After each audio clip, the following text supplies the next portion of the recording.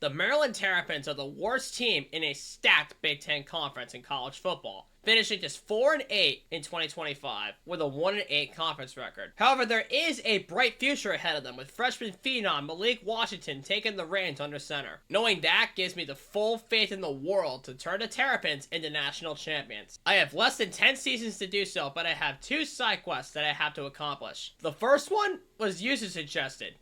We had to have a wide receiver go for 1,500 receiving yards in one season. And the second one is more like a recruiting goal. I had to recruit the #1 player in the state of Maryland at some point during this rebuild. I gotta give a huge shout out to my boy Saturday Night Lights for the full inspiration to do this rebuild. Matter of fact, he's the one that done it first on his channel. So if you want to go see that video, I'll drop it down below in the description so you guys can go check that out and make sure to subscribe to his channel because he does hella awesome rebuilds. I don't know how well I'm gonna do with this one though. So if you're excited to see this rebuild among many others as part of a series where we'll be building your favorite teams until CFB27 drops, make sure to hit that like button down below, smash the subscribe button, and turn on those post notifications. Make sure you guys don't miss out. Also, keep on dropping them teams down below. I've been loving all the suggestions I've been getting as of late. Hell, that North Carolina rebuild was hella fun to do. So if you want to see every single one of my rebuilds that I've done up to this point, I'll also put a full playlist down below too, so you guys can go check every one of those rebuilds out. But without further ado, let's get started. And welcome back, the family, the community. We are back here today with another rebuild, this time for the Maryland Terrapins, from my boy Saturday Night Lights, who did this rebuild first. The Maryland Terrapins are coming off of 2 straight 4-8 seasons in 24 and in 25. Which we're going to simulate off camera. But we're looking for our first bowl game since 2023 in the Music City Bowl. Then the Duke's Mayo Bowl in 22, and then what I believe was the Ruffles Bowl from back in 2021. So we're looking for our first winning season since 23, and obviously we want to chase after a national championship for the first time in program history. So let's get into it. Let's sign them damn papers and get right into it. Maryland does have a bright future under their belt, with future quarterback Malik Washington taking over the reins. So let's look through the roster for Maryland and figure out exactly what our strong points are. So Malik Washington is a 78 overall as a true freshman with impact development, and his deal breaker is conference prestige. So he's not going to be going anywhere. He will be our franchise quarterback going forward. He is a pure runner archetype, but I do love to run with our quarterback an awful lot. You've seen in my previous rebuilds. Now, our running back room is not going to be as great. We have DeJuan Williams leaving. We have Nolan Ray leaving. Jared Humphrey leaving. So we need some running backs to fill out that room. Big time. And then our wide receiver room is going to be pretty weak going forward, because we have everybody from pro potential to playing style. The only guys who are not going to be jumping ship are Kalen Webb, who's a junior, Ryan Manning, who's a sophomore with conference prestige, and then Jordan Scott, who is 6'7", 220 pounds as a contested specialist. So he's more than likely going to be our deep ball threat. And then we have Mekhi White, whose brain exposure is at a C+ as a redshirt freshman. Our tight ends are not looking too great either. We have Dorian Fleming, we have Leon Houghton Jr., and then JT Taggart as a true freshman who's a vertical threat as a 71 overall. So he may be the guy that we want to target here. He does have impact development, so he could get a lot more traits over time. So yeah, those are just some key pieces on offense that we definitely would have to look out for. Now going into the schedule for 2025. So Maryland, they did finish 4-8, but they started off on a 4-game win streak. Then they lost every game following soon. I guess it was because of injuries or because they were playing a stacked Big Ten conference. So they beat Florida Atlantic, they beat Northern Illinois, they beat FCS East, which in this case, in 25, it was Towson. Then they beat Wisconsin, and then they lost every game prior to Washington, Nebraska, UCLA, the reigning champs Indiana, Rutgers, which is a rivalry game actually, so we definitely want to keep an eye out for any Rutgers games possible. Illinois, Michigan, and Michigan State. As I do my coaching skills real quick, I do want to point out that just like my North Carolina rebuild, which was my last episode, I'm going to simulate the entirety of 2025 off camera. That way, we can get right into the rebuild, right into 2026. But before we get into the portal class, I will show you pretty much everybody that we picked up. So that way, you guys can see who exactly I targeted, including one of our side quests, which is to recruit the #1 player in the state of Maryland each and every single season. So, I mean, it's not required to do it every year, but we have to do it at least once to fulfill our side quest, alongside having a 1,500-yard receiver, excluding in 2025. Let me work my magic here, gentlemen. We here, ladies and gentlemen, and there you see it. A rematch of the IRL National Championship took place as Miami bested Indiana this time around, and the Heisman Trophy winner Fernando Mendoza, 35-29, for the Hurricanes to win the national championship. But I gotta give a huge mention to Utah for making it as a 7th seed, as well as Memphis for making it as a 12th seed as an automatic qualifier. So congratulations to them.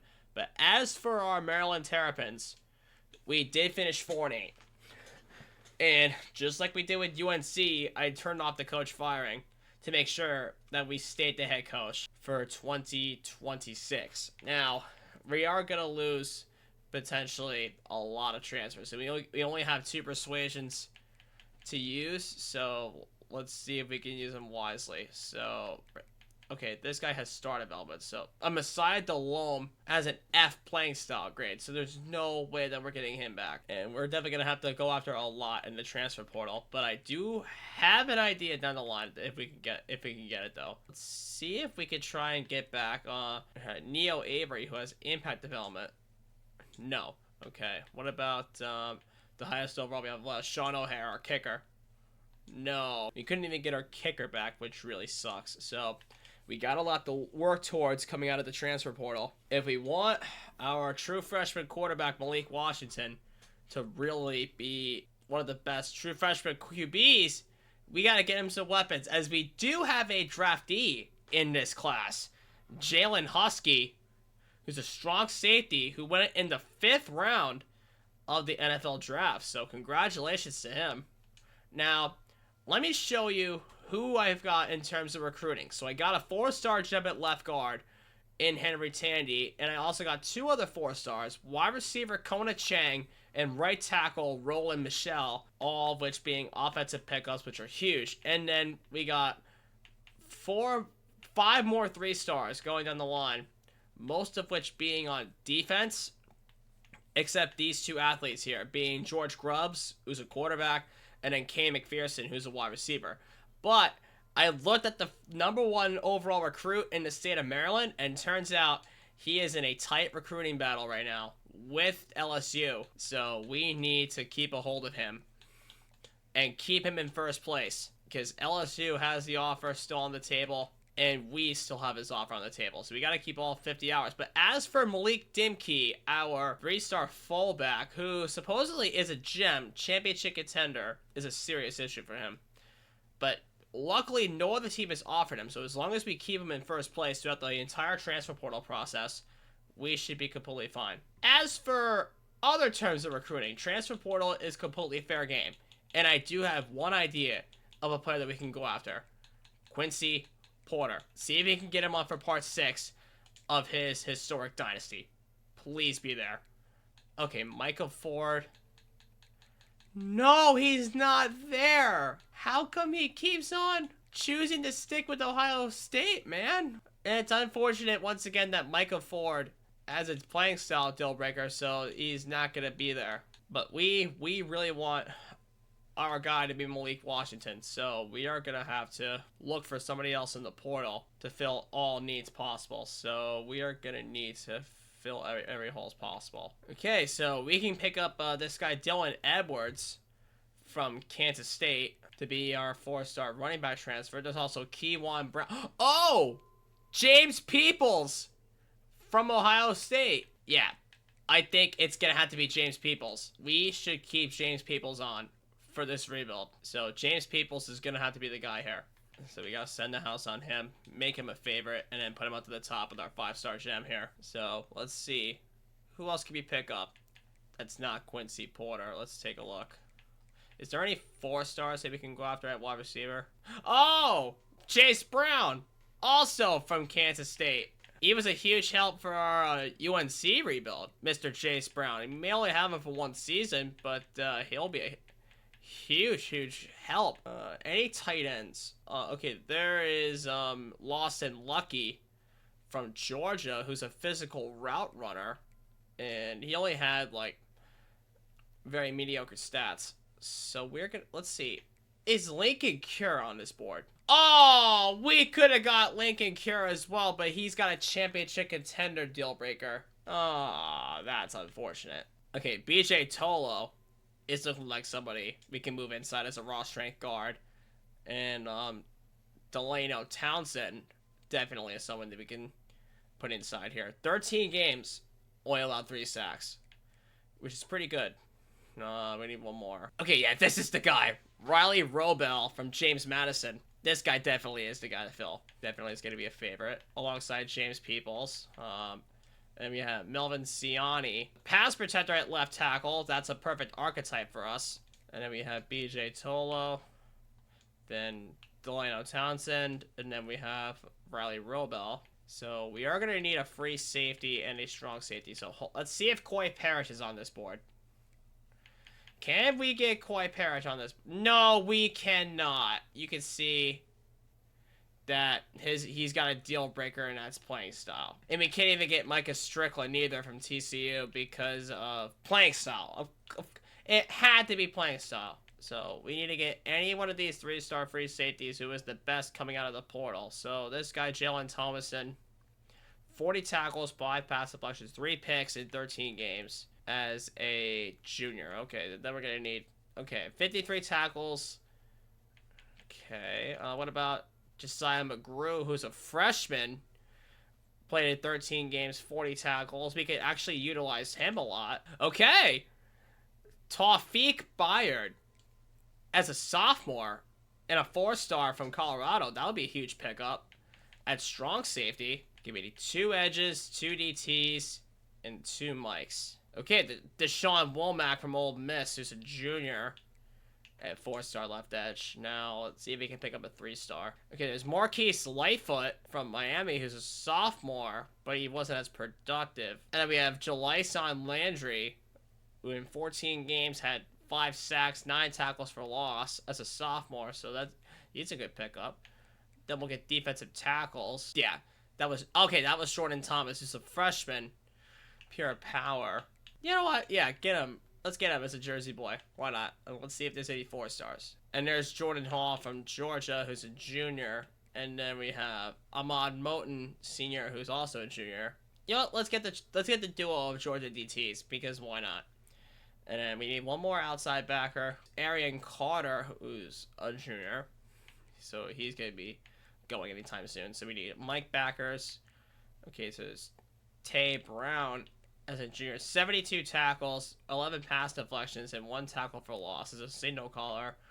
And then we need another Mike as a 3-star. Okay, this is Raul Agrier Jr. And there's Maverick Baranowski, again, also a junior. Everett Rousseau Jr. Okay, we can get Javante Mackey, who's a sophomore single caller. Or we could get KL Brazina, but I do think Javante Mackey is going to have to be the guy. And then strong safety.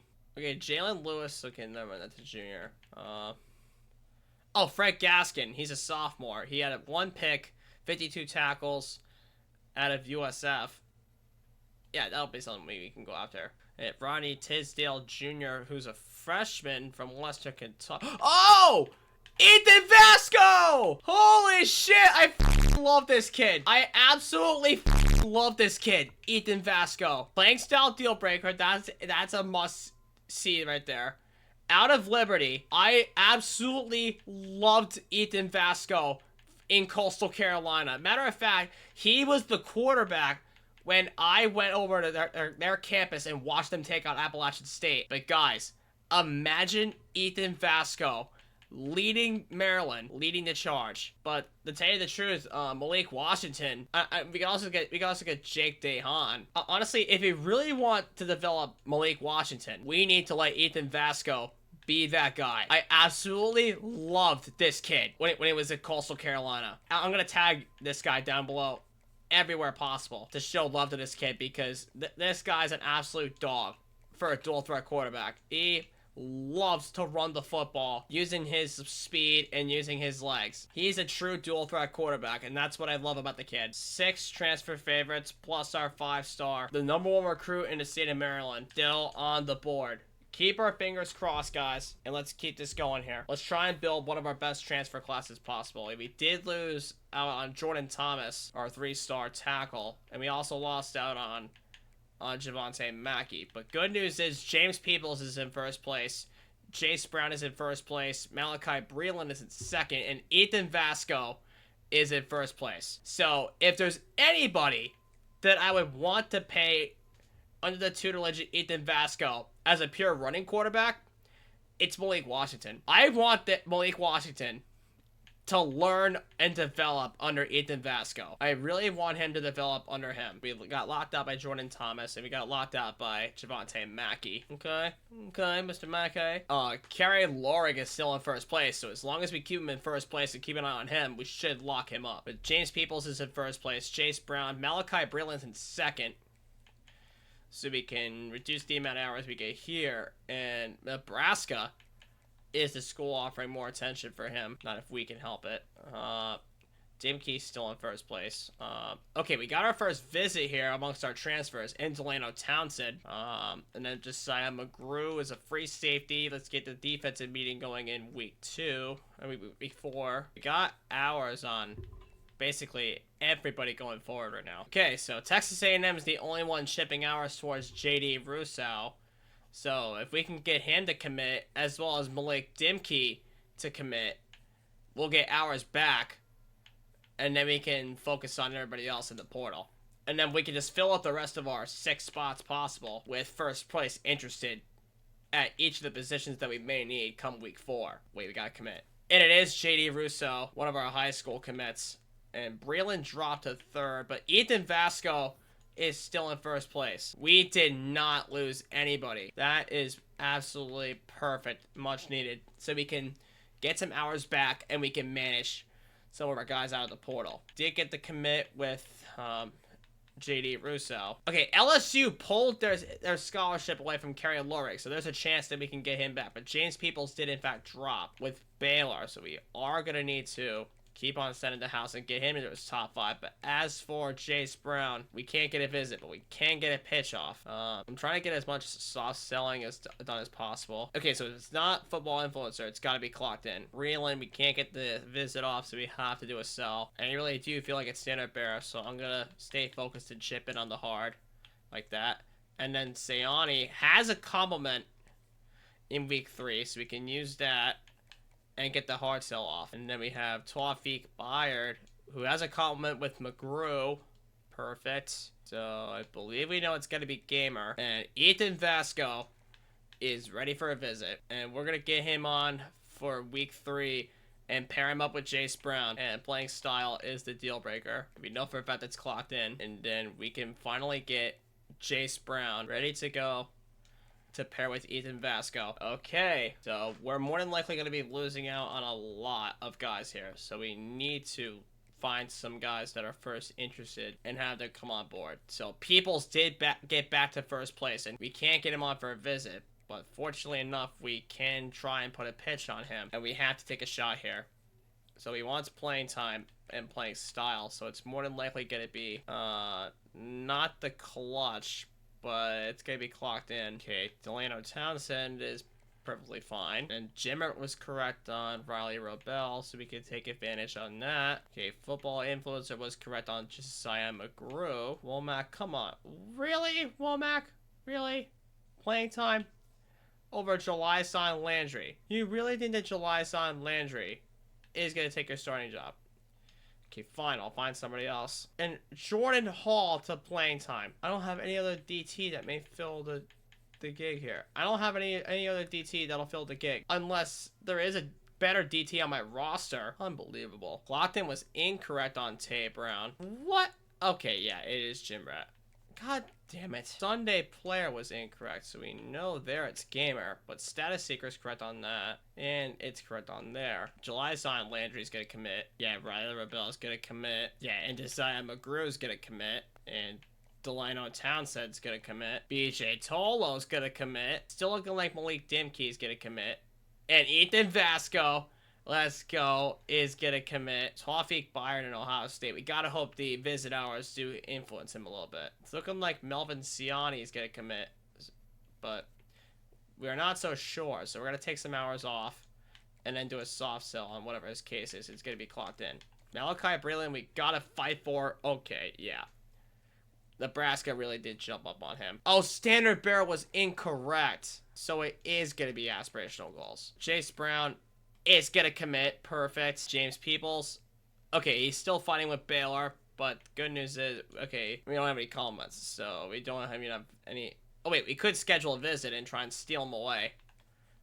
Playing time. And it's looking like Kerry Lorig is going to commit. So... We got to keep the hours on him to make sure of that. So we got to look to the transfer portal and figure out who is first interested, so that way we can figure out who to go after. So we can go after someone like Dawson Poe.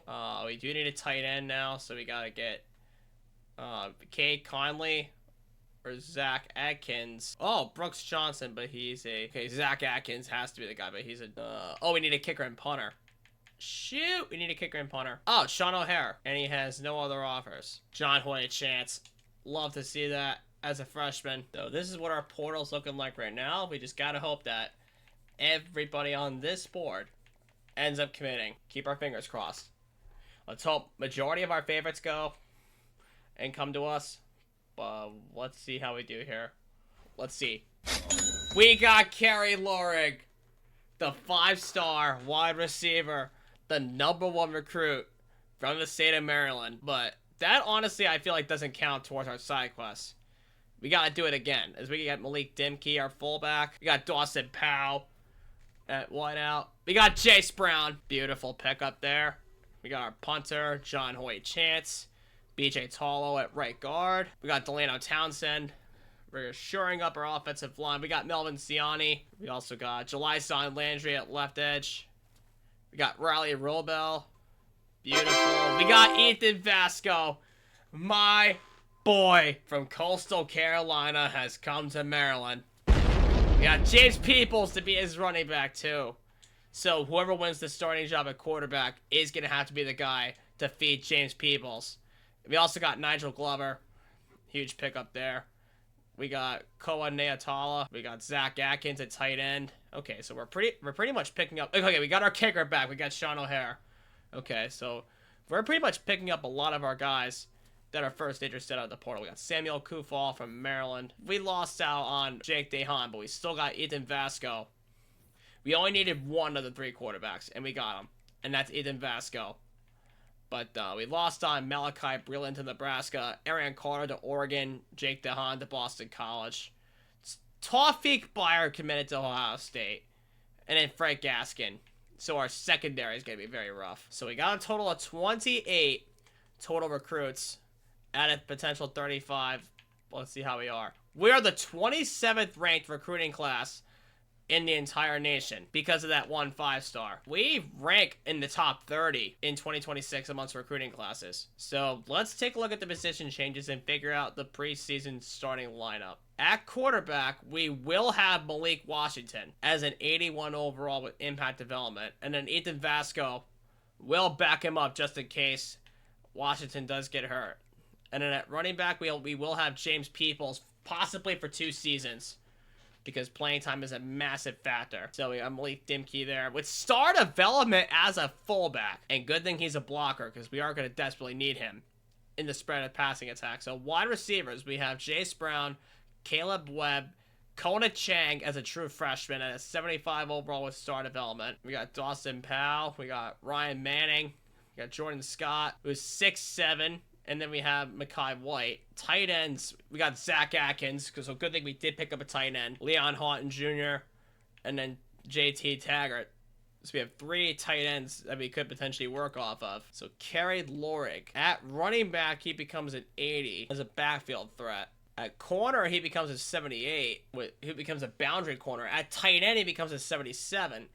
He did come on as a wide receiver, but I do think that we could use him at strong safety. He has 91 speed, 94 excel, 83 change of direction, yet also has 84 catching as a wide receiver. So he could obviously be a hybrid strong safety. So he could be starting strong safety if we wanted him to, because we have James Peoples at running back, and we really don't need a wide receiver until we could get one.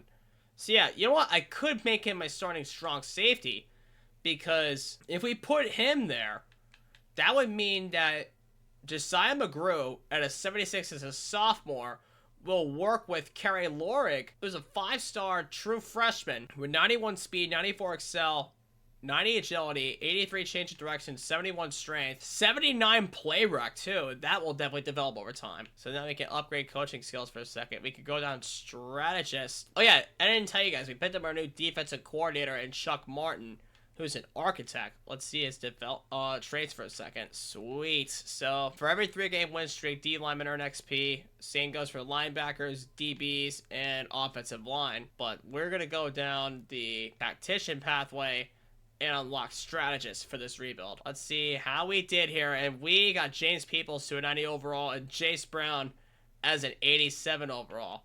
And Bryce McPherson at punter is an 85. So let's take a look. Our starting quarterback. Oh, we have a 2-way QB duel between Malik Washington and Ethan Vasco. So we really could use them both in tandem together. So we could use Malik Washington for one half, and then we could use Ethan Vasco for another half. At running back, we have James Peoples at a 90 overall.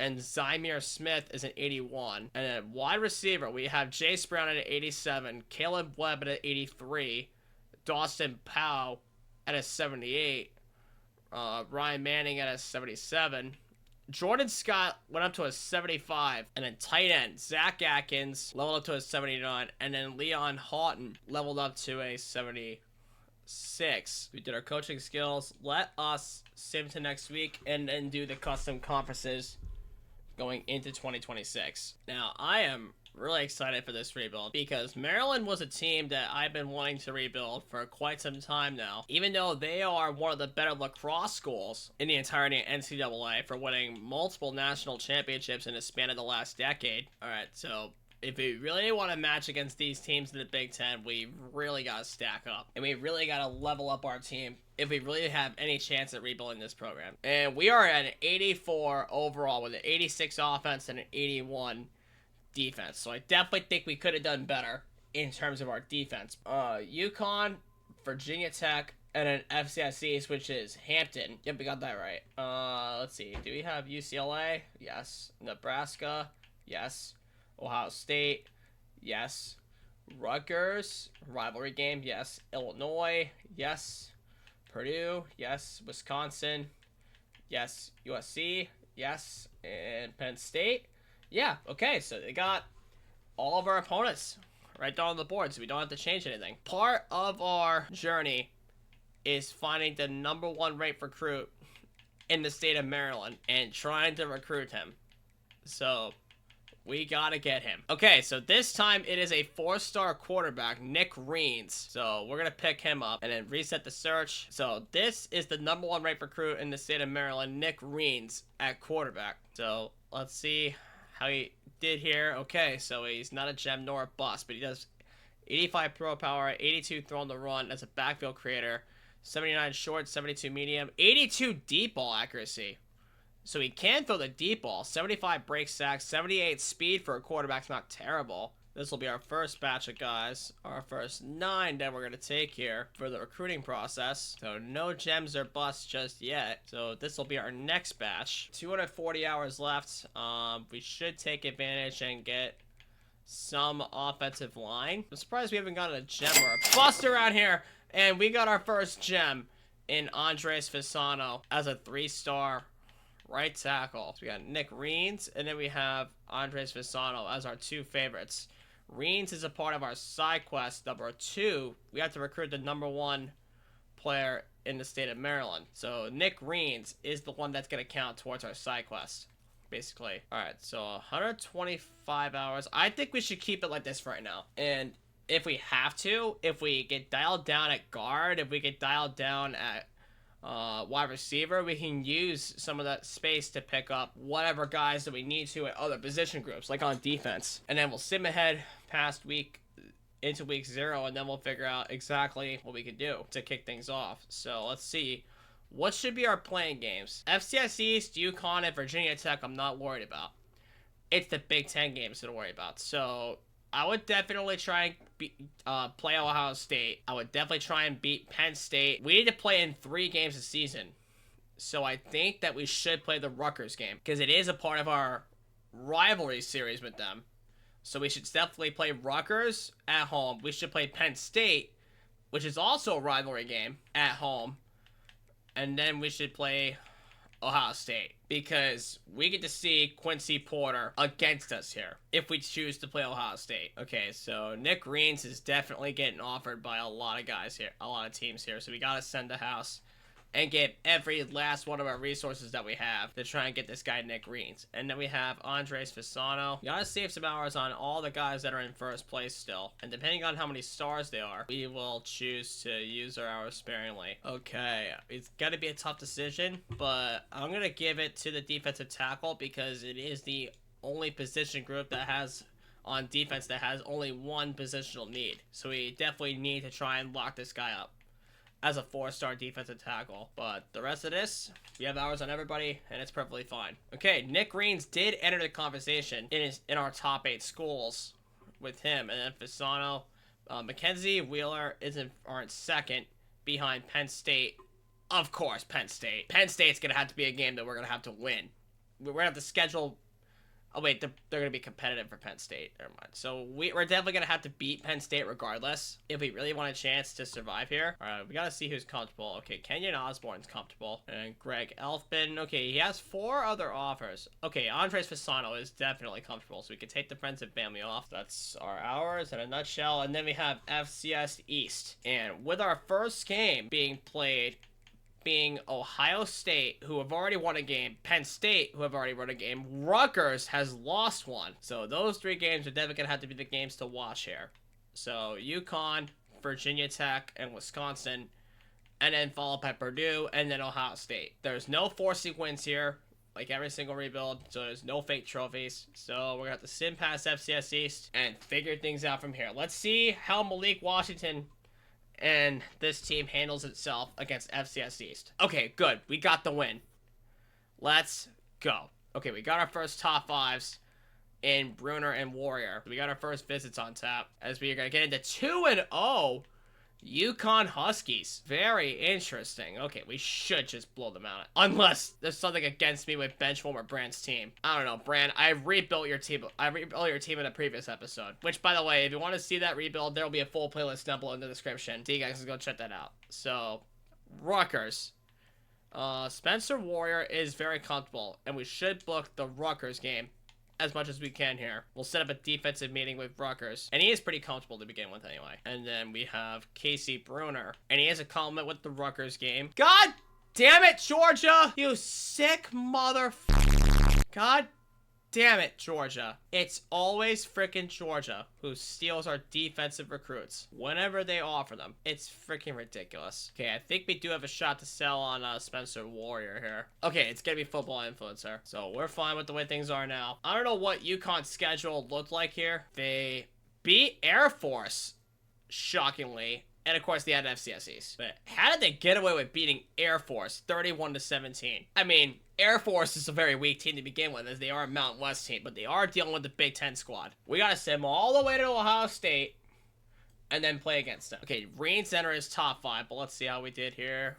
We beat UConn. I'm sorry, Benchwarmer brand. We got to do it to you. And your Huskies, as we got Virginia Tech coming up next, which is an ACC school who are very weak as their coach got fired. Okay, so Nick Reeds did enter his top 5, and I think we should set up the offensive meeting for Penn State. Make this meeting around Penn State, and we are hard selling straight up. And I think we should have, hold on.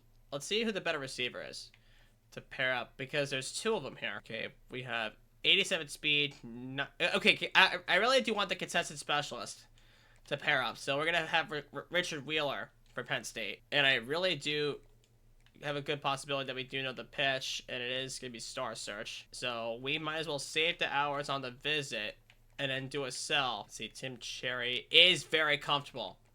So we can take the hours off of friends and family and then schedule a visit with Phil McKenzie. Let's do the bye week in week 5. See if we can try and stack up some compliments. Okay, perfect. We got the Spencer Warrior. Sell correct. And then we have Trent Moran, who is a compliment with Rutgers. And no Georgia offer, thank God.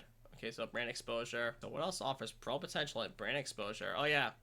Shimrat got first on him, so we can fall back a little bit. We got George Charles to be in first place amongst all these offers, so we can hold back just a little bit. Okay, Ayodele is very comfortable, so we can take some hours off of him real quick, so we can convert that into a hard sell with Spencer Warrior. I think we're gonna be completely fine here. We're gonna get into Virginia Tech, sim past that game, keep our fingers crossed. Like always, we beat Virginia Tech. Let's go. Now we're getting into conference play. First things first. Wisconsin. The Cheeseheads are coming to our town here, guys, so we are going to have to lock in for this one. Okay, Alabama and Ohio State really are jumping up on this kid, Nick Reeds. Okay, football influencer was incorrect, and he took a huge drop. It was Jim Rat on him. We still got a shot at Nick Reeds at this point. Let's check the overall matchup with Wisconsin. 72, 74, 69. Okay, so they got much weaker, and our overalls did, in fact, take a jump up. 85, 86, 84. So our defense got a lot better thanks to our new defensive coordinator. Let's go! We got our first conference win against Wisconsin. Okay, so we're in the top 3 with Nick Reeds, but I don't know. He's pretty close to committing to Alabama. We did get to sell right, though. Get Tim Cherry with the Illinois game here. Did we get deal breaker by somebody? No. Okay, I was going to say, what happened? Okay, we did drop on Trent Moran to North Carolina and Mr. Belichick. Daryl Urban for the UCLA game. Let's get that started. Okay, Ayodele is pretty comfortable, so we can take the hours off of him real quick. George Charles is still fighting with a lot of people. And we have the bye week in week 5. We're an undefeated 4-0 so far, including 1 winning conference play right now. So we got the Purdue game coming up, and then we have the Ohio State game as we got our first commit with Spencer Warrior. And then we ended up losing our side quest recruit to Alabama. Unfortunate, but we lost our side quest recruit. Okay, now we got the Purdue game coming up here, and we got 69, 69, 71, which again should be easy win here, but you never know. And unfortunately, we did lose Nick Reeds to Alabama. But we will keep him on the board, though, just in case he does change his mind and flip his commitment somehow. Do all this here. It is aspirational with Tim Cherry. Okay, McKenzie did jump up to 2nd with the visit hours. And Wheeler dropped to 3rd to West Virginia, Penn State. But Star Search was correct. We are getting jumped by North Carolina for Trent Moran right now because of the lack of hours that we have. So we're good in terms of recruiting for right now. We just gotta hope that no ties are being cut at this point as we get into Purdue, and keep our fingers crossed as we get into the Ohio State University with a win on our belt, as we did get a quarterback, Greg Elfman. Yes! Okay, thank God. Thank God. That lack of XP had me so scared there for a minute. So we're going into number 1 ranked, the Ohio State University, at 5-0. It'll definitely be a game that we're going to have to play and win out. But first, let's get some recruiting done. We got Greg Elfman, and then Kenyon Osborne's ready to go. We'll book him for the Penn State game. That'll be the final game that we have to book. We gotta hope any one of these teams lose on some of these recruits. We checked on our board, and everybody's still on the table. And the Ohio State is right around the corner. Oh yeah, and while we're here, let's check out our uniform combinations, because I'm pretty sure Maryland has some of the best in the Big Ten Conference by far. So these are the away uniforms that we have compared to our home looks, which are the red jerseys with the white pants, color opposite the aways, and then we have these black alternates. I do plan on wearing these every time we have a Rutgers rivalry game, because these are absolutely sick looking. And then our second alternates is the yellow, which I'm not honestly a huge fan of, with the black, but it's alright, I guess. And then the away alternates have the all white with the iridescent numbers. Those are fantastic looking. I do love these a lot. And then our home options have the all red. The away options have the all white. And then, yeah, that's basically it. But for now, we'll stick with the current away looks against the Ohio State. Let's jump right in to our first game against Ohio State. The energy is in the air. Our first game playing this Maryland dynasty is against the Ohio State University.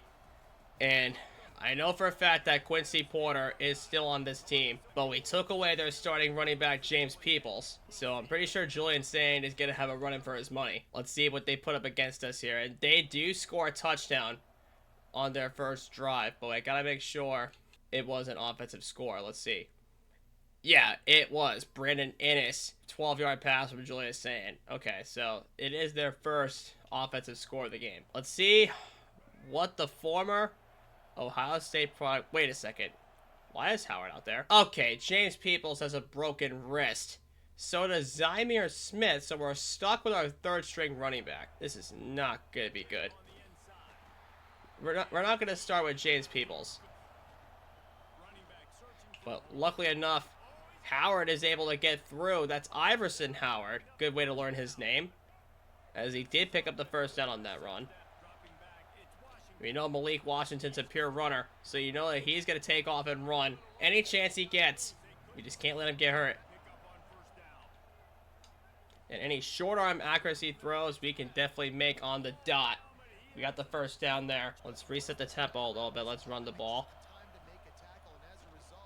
Oh, that's a nice hole open there for Iverson Howard. Off play action. We can just dump it off to one of our tight ends. Oh, what a cut! That's Taggart, our tight end there for the first down. And we got first and goal off of that, which is huge. Okay, this defensive set is not looking pretty fantastic. We'll just gotta see. Okay, they sent everybody on the blitz, which means we're gonna have to dump it off to our tight end. And he's in for our first touchdown of our rebuild. That's Zach Atkins, as we're going to tie the game at 7. So, and Julian Sand does drive down the field and score on us once again. Okay, hold on. So, we could have a chance at a deep ball here. Okay, never mind. They dropped the corner, and they did send the blitz, which means... Okay, yeah, that was a bad throw. And we can't make a tackle to save our life. They only did kick a field goal, though. You're forgetting Malik Washington's a pure runner. Oh, that's a nice juke. Get away from Matthews. He's got a first down. And that's Ohio State's first timeout. Okay, Webb's the guy to look after. We just got to watch for any coverage on him. Okay, they didn't send any coverage, which means we can get blockers to the outside. And that's Webb. Nice cut. So that's definitely got to be someone to watch out for. We did get a block from Mackins. And Malik Washington is going to pick up the score. So we're going to be within 3 from Ohio State, and we do get the ball back to start the second half, and it was only 3 drives later. And we're not too worried about stadium pulse. Okay, way to pick up your blocks. Okay, that was actually a pretty nice cut. Way to get upfield. And the fact is he's a freshman too, so we can develop him a lot over time.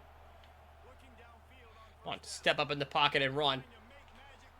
Let's go. Run through him. That's a first down for Washington. You know, I'm going to change it to the inside. I don't think I can. I mean, it was going to be a run anyway, knowing that they're going to heavily cover the screen pass and one of their guys is hurt. Okay, you know what? We could run the double slant. Find Webb in the flats. Okay, I'm surprised Atkins was able to haul that in. Good thing we are in field goal range, so we can tie it at any moment we can get at this point. And if we want to beat #1 ranked Ohio State in an upset, we have to fight the stadium pulse. Even if Iverson Howard has to give us first and goal, which he does. And yeah, it was their passing game led by Julian Sane. That's taken off for Ohio State so far. But it is our running game with Malik Washington leading the charge for the Terrapins as we take the lead with that touchdown run there. And they do give it right back. But it really has been time of possession that's been killing us at this point in the game. But Iverson Howard really has stepped it up big time. He has only 51 yards through 10 rushes, but he at least is picking up a lot. And he has surprisingly not turned the ball over. I just hope I didn't jinx myself by saying that. But we're going to take off and run with Malik Washington as a pure runner. But, okay, that was our lineman. Okay, no, Howard has a Texas route somewhere. Yep. Just hold on to the football, buddy. Let's go. Right, 3rd down and 4. My first look is to Atkins. If not, I'm going to take off with Washington. Get over here! Oh, yeah, he got the sack. But I really can't trust here on 4th and 5, so we got to punt it out of bounds and hopefully find some breathing room. Come on, please get a good bounce. Okay, at the 12-yard line. That's a pretty good bounce. It was a very good bounce. We were able to get the ball back just heading into the 4th quarter, and we're at their 45. Okay, pretty good design run there for Iverson Howard, who is now injured. So now we're to our 4th-string running back. That is just fantastic. That means Malik Washington's got to take over the run game if he has to. That's 2nd and inches for him. It'll probably be like weeks until we can use freaking James Peoples again, sadly enough. Okay, he got a block for Washington. He did pick up the 1st down, though, which is good. I know Josiah McLaurin has a Texas route, but we could hit Atkins on the... Okay. Okay, way to hold that in. Zach Atkins! He's got a 1st and goal. If anything, we could run the jet touch pass with Dawson Powell to that backside hole. We got a wide open running lane. Dawson Powell for the touchdown. And barring any circumstances, we may have just knocked off the upset. We just got a turnover. We're at the 25-yard line. And good news is Iverson Howard's back in the game, and that's their 1st timeout. But see, we really did not have to throw the ball too much. If we can just take over the running game. Get off me! Really all that matter. Get off this man, Josiah McLaurin. That's a 1st down, and that's their 2nd timeout. Run through, and that is their 3rd and final timeout. Maybe pick up another score and seal the upset of #1 Ohio State. It was a good thing we chose to play this game as Josiah McLaurin just seals up the upset. And with 2:04 left to go, there's nothing Ohio State can do at this point. And we're up by 18 points, so there's nothing, truthfully, that Ohio State can do within 2 minutes. Come on, take that to the outside, and we will have just beat Ohio State in our 1st game of this rebuild. Okay, they were able to stop that. We were able to get back to the line, though. And that will get out at around the 3-yard line. That was a great punt. We find our moment of victory. We get the onside kick, and it's ball game. We're going to beat Ohio State 35-24 in our 1st victory of this Maryland rebuild. And we hand Ohio State their 1st loss of the year, which is absolutely huge. That'll influence a lot of our recruits to come on board, hopefully.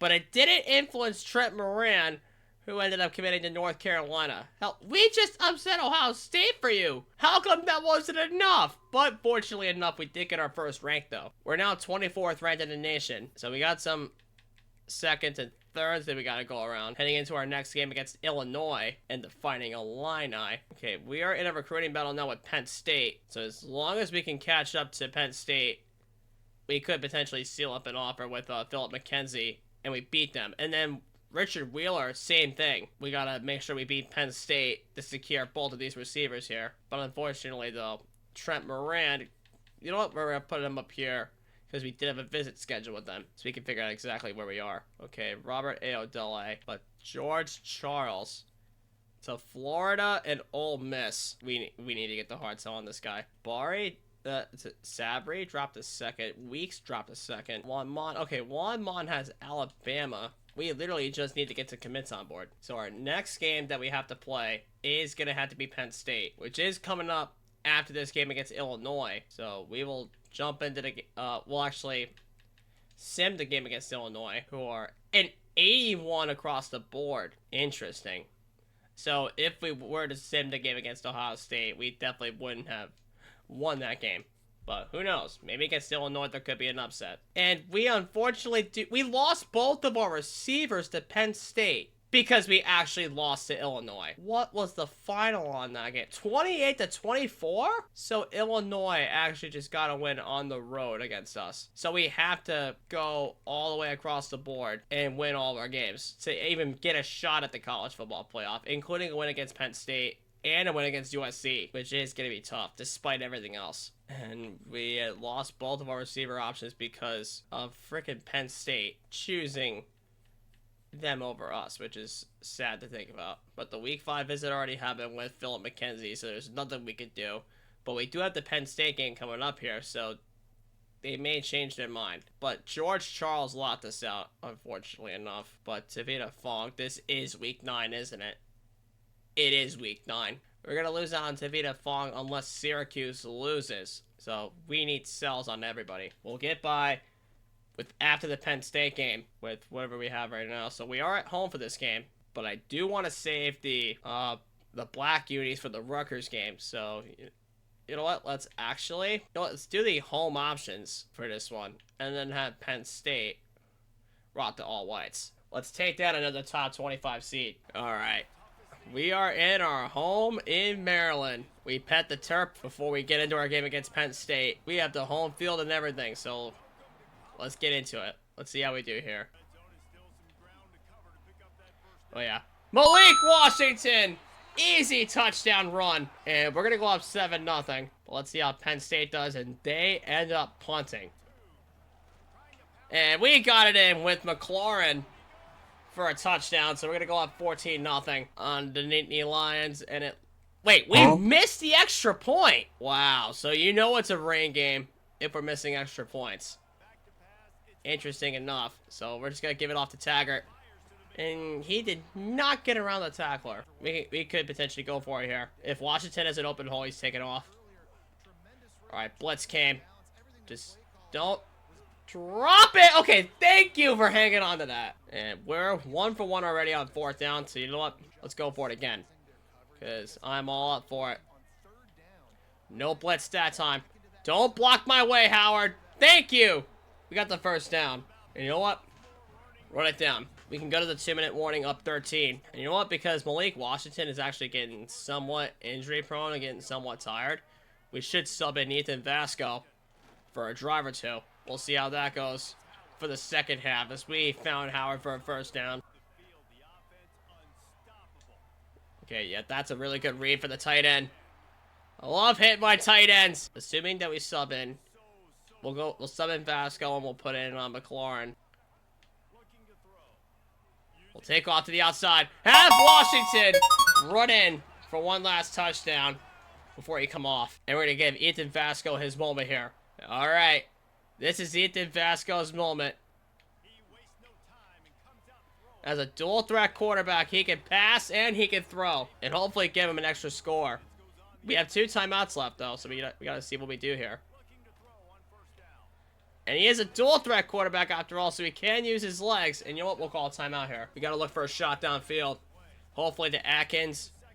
Perhaps Dawson Powell. I don't know. We'll see what's open here. Actually, let Vasco use his legs. All right, final timeout. We're at the 33, so we are technically in field goal range as a 50-yard field goal. But in the rain, how hard could it be? Let's see. Oh, just short. All right, but they did punt back to us, which is good news. So we'll give Vasco a full drive to work here. We'll watch the 2 fades and then watch the 2 tight ends. Okay. They really gave it to the safeties to cover those 2 receivers, so he just hit Taggart on the check down. We're gonna watch Caleb Webb here. Let's see. Okay, they blitzed the safety. I think Caleb Webb's got him deep. Caleb Webb! He's got it! A deep shot from Ethan Vasco for a touchdown. A great deep shot by my boy Ethan Vasco. And there's nothing that Penn State can really do at this point. If we do more than enough damage, we can always sim through the rest of the game. And let's see how Ethan Vasco performs. Did you forget? Vasco can use his legs too. So let's see what we can do here. Yep. Come on. Oh, come on. So, and we are with the win with this kick, so we'll see. Oh yeah, we got it with the win. We're gonna be up 30-0 on Penn State. And yeah, there's just nothing they can do. You know what? If we get one more touchdown here, we'll sim it. We'll sim the rest. Matter of fact, if they don't score on the next drive that they have, we'll sim ahead as well. Because what other damage could we possibly do to this team? And we're going to hit Zach Atkins on the crossing route for a first down. Oh, yeah. On the bucket! Right to Brown for a touchdown. And we're up 37-0 on Penn State. So, you know what? It's 37-3, so let's sim ahead. And that's going to do it. That's ball game. We did all the damage that we could do to beat Penn State in this rivalry game. 37-3. And I'm telling you, both quarterbacks really did put on a show. So, let's see which guys did their thing. So, Vasco led the way in passing. 7 for 7, 130 yards and 2 touchdowns. But Malik Washington had 2 rushing touchdowns by himself. And then Josiah McLaurin got one for himself too. And then receiving wise, we got Caleb Webb with a touchdown and 72 yards. We got Jace Brown with 31 yards and a touchdown. But really, it's been all the run game that really took over that game. 28 rushes, 129 yards. Even though we did have 247 passing yards. And it did convince them. As we got Andres Fasano. And we got Kenyon Osborne too. Oh, another one. Tim Cherry, our 4-star running back. Sweet. And another one. Daryl Urban, a 4-star D tackle. Oh, another one. Robert Iodele. So we got 5 total recruits, even though we lost to Vita Fong to Syracuse. So Syracuse did win their game. And we got back in the top 25, as we're the 18th ranked team in the nation now. And Eric Sabry reached his top 3 with Virginia Tech being the lead candidate for him. So we gotta play nice with him. But we do have 11th ranked USC to match up against, who are surprisingly very even. But we have to play at the Coliseum for this game, which is going to be tough despite everything. Despite beating Penn State, we were unable to get Philip McKenzie. Wait, what's this guy's visit? Okay, Rutgers. Okay. And Wheeler's visit already happened, so he's off the table. And Reigns' visit already happened, and he hasn't changed his mind, unfortunately. So, he's gone. But we got Andre Fasano. We got Kenyon Osborne. We got our 4-star in Tim Cherry. We got Daryl Urban, a 4-star DT. We also got Robert Aodele, a 3-star right tackle. And Tavita Fong, we didn't schedule a visit for, unfortunately, so he's got to go. 350 hours left with 7 commits thus far. Now let's offer scholarships down the line here to ensure interest. Oh! Oh my god! We actually just got a verbal commit off rip with Landry Mouton at will linebacker. Holy crap. That's the first time in this rebuild that that's happened. So, let's go. That is absolutely huge for us, guys. Oh, and unfortunately, Dion Booth at left edge was a bust. And we only had enough to put some hours towards somebody here. So, let's put him on Warren Norwood until we get more to scout Lionel Gallimore. Hopefully, the scholarship will pass through, though. We probably did lose, too.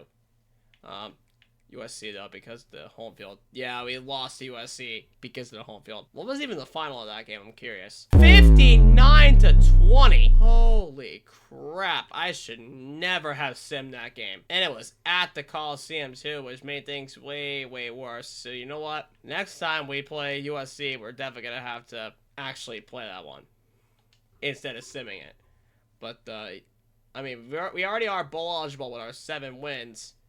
So even if we do lose to UCLA, we can still go into our bowl game knowing that we could beat Nebraska and we could potentially beat Rutgers, who is our final playing game because it's a rivalry game. And what is it?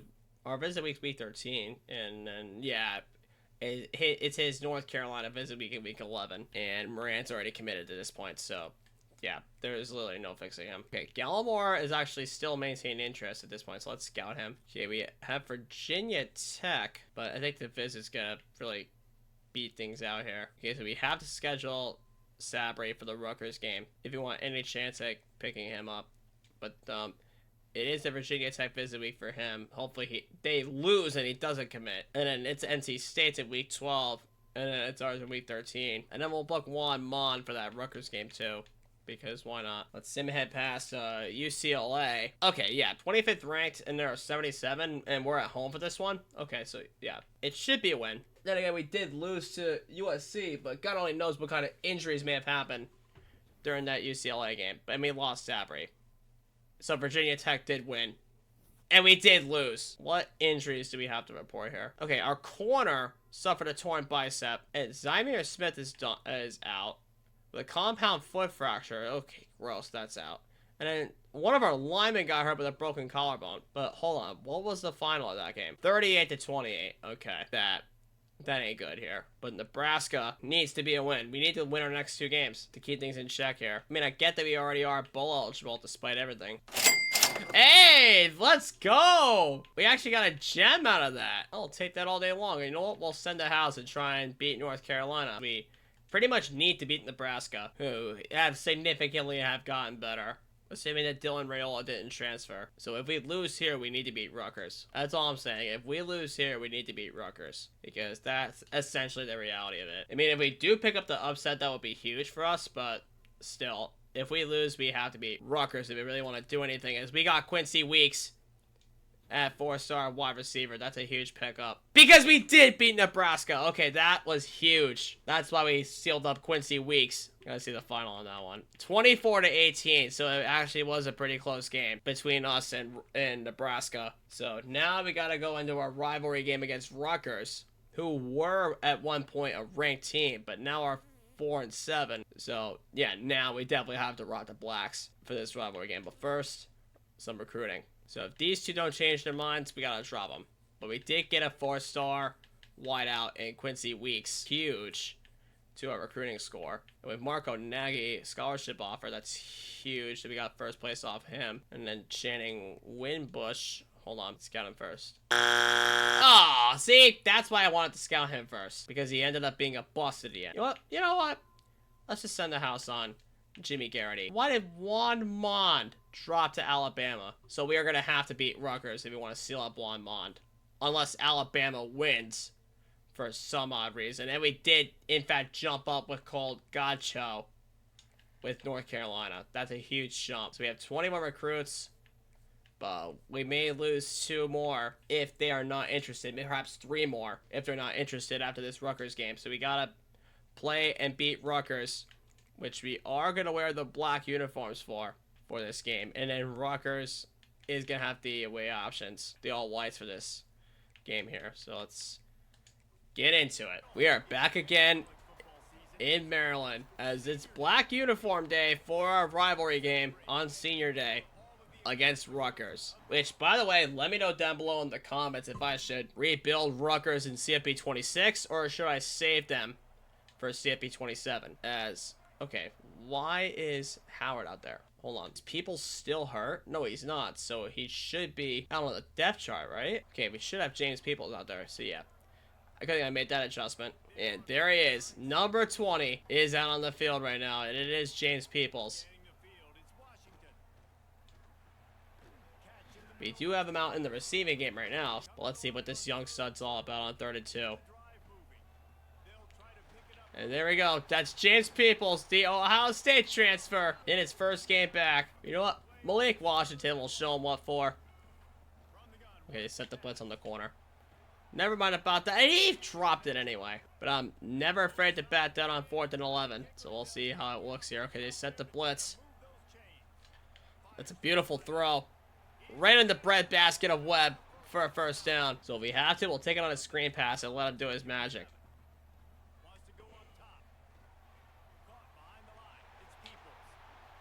Alright, he did get the first down off that, though. Not in my house. There was no hole in our center. Ends up getting hurt. So, you know what? Our kick centered, so we'll take a chip shot field goal. Up and through to kick it off. And we'll be up 3-0. And we got a turnover. That is big for us, guys.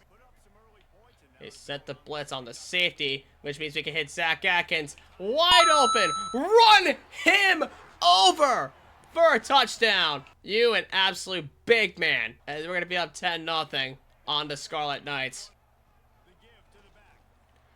Oh, James Peoples. He could possibly be out.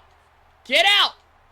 Oh, and Chase Brown on a non-contact. We're going to be up 10-0 to cap off the first quarter. Our offense is completely in sync right now. And we'll take that momentum into our bowl game where we could potentially go double-digit wins if we do get a good draw. So, you know what? We'll put Scott on the fade, possibly. We'll watch that high safety to the right side.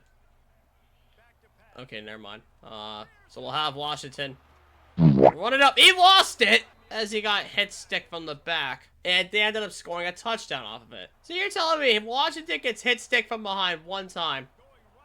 And he loses it. And they score off of it. Oh, yeah. Make him pay for that. Make him pay for that. Zach Atkins. And they have AJ Surratt at quarterback. I forgot he transferred out of Rutgers. Run! Run, Malik! Run! Nice cut. But we are at the 2-minute warning with the minute 56 left, and it's not looking like we're going to make the playoff with 3 losses. Yeah, don't let them bully you. We got Washington. First and goal.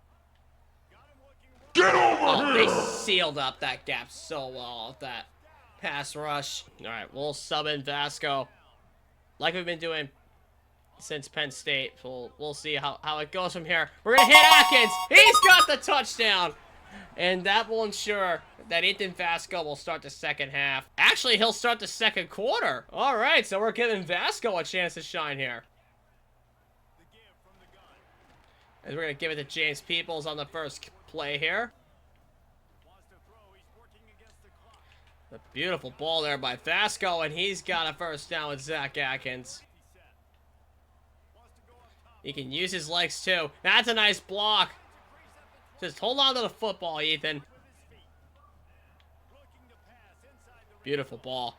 That's Zach Atkins again. He's got another one. And we're going to go up big time on the Scarlet Knights, 24-7. And we get the ball back to start the second half. So that gives Ethan Vasco another opportunity to dial something up. Not in my house. Only that time he couldn't get away.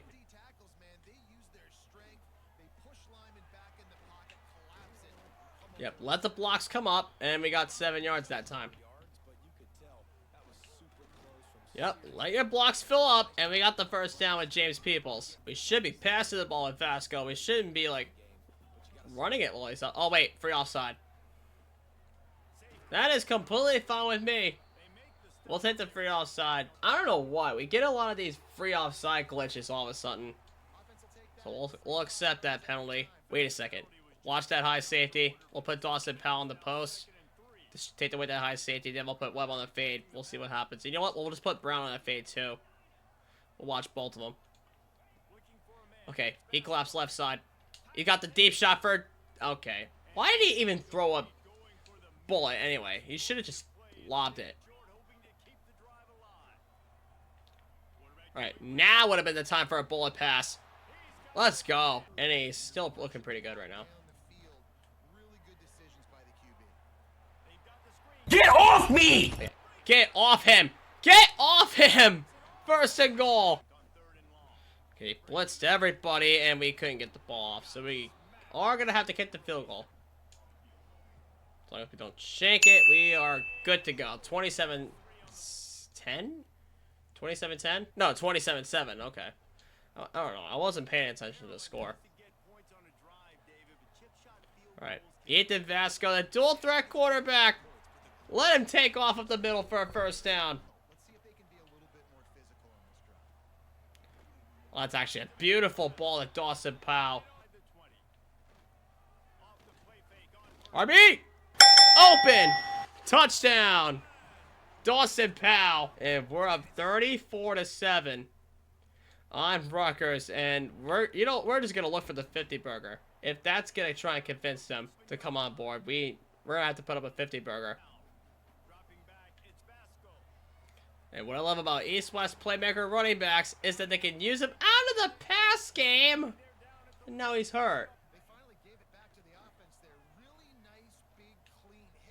That's a beautiful ball by Vasco to hit Chase Brown. And I believe that is the end of the third quarter. Yep, that's the end of the third going into the fourth. No! No, no! No, no, no! A tip drill interception? Come on! No! Leading to a pick six. It was off the hands of Zach Atkins and into the hands of the defender, leading to a pick six. I mean, damn it, we didn't get the ball off. That's a wide open running lane for James Peoples. He's got a first down.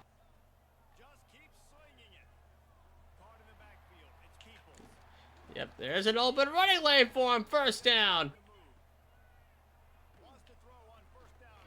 Yep, if the pocket collapses, take off and run.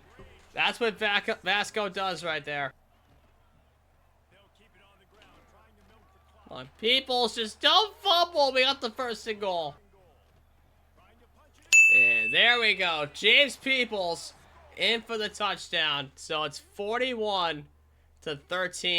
Made that 41-20. And there's no chance at a 50 burger, but we put up a 40 bomb on Rutgers, and it should impress all of our recruits who are attending the visit here. That is a wide open deep ball. Caleb Webb in for the touchdown for one last score of this affair. And we're going to take out the Scarlet Knights by a final score of 47-20. And that's your ball game. We're able to land one mon with that amazing game. Absolutely a sight to see. We at least did get a 4-star wide receiver once again. And since none of these two changed their minds, we have to take them off our board. But good news is, we were able to land Juan Mond, the 4-star wideout. So we have 2 of them now. And then Godcho is ready for a visit. Nothing to do here. So all we can do is a pitch. We know what Trevante Breda's pitch is going to be. And we know what Lionel Gallimore's pitch is going to be. And Garrison Shakir, his pitch is going to be. And nothing bad to show for. So we'll send a house on him.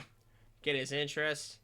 And then we'll send him ahead and figure out what happens. Okay, Jimmy Garrity did reach his top 8. And he's in second right now. And Mitch Figueroa did get first interested. Sweet. And like that, our contract got extended to 5 years. And the goal was to make a bowl game. So we're currently in conference championship week. So that's how we don't know if we made a bowl game or not. Which we pretty sure we did because of 9 wins. Dimitri Stacy, I'm pretty sure his pitch is going to be Sunday player. So we really don't need to manage our staff here.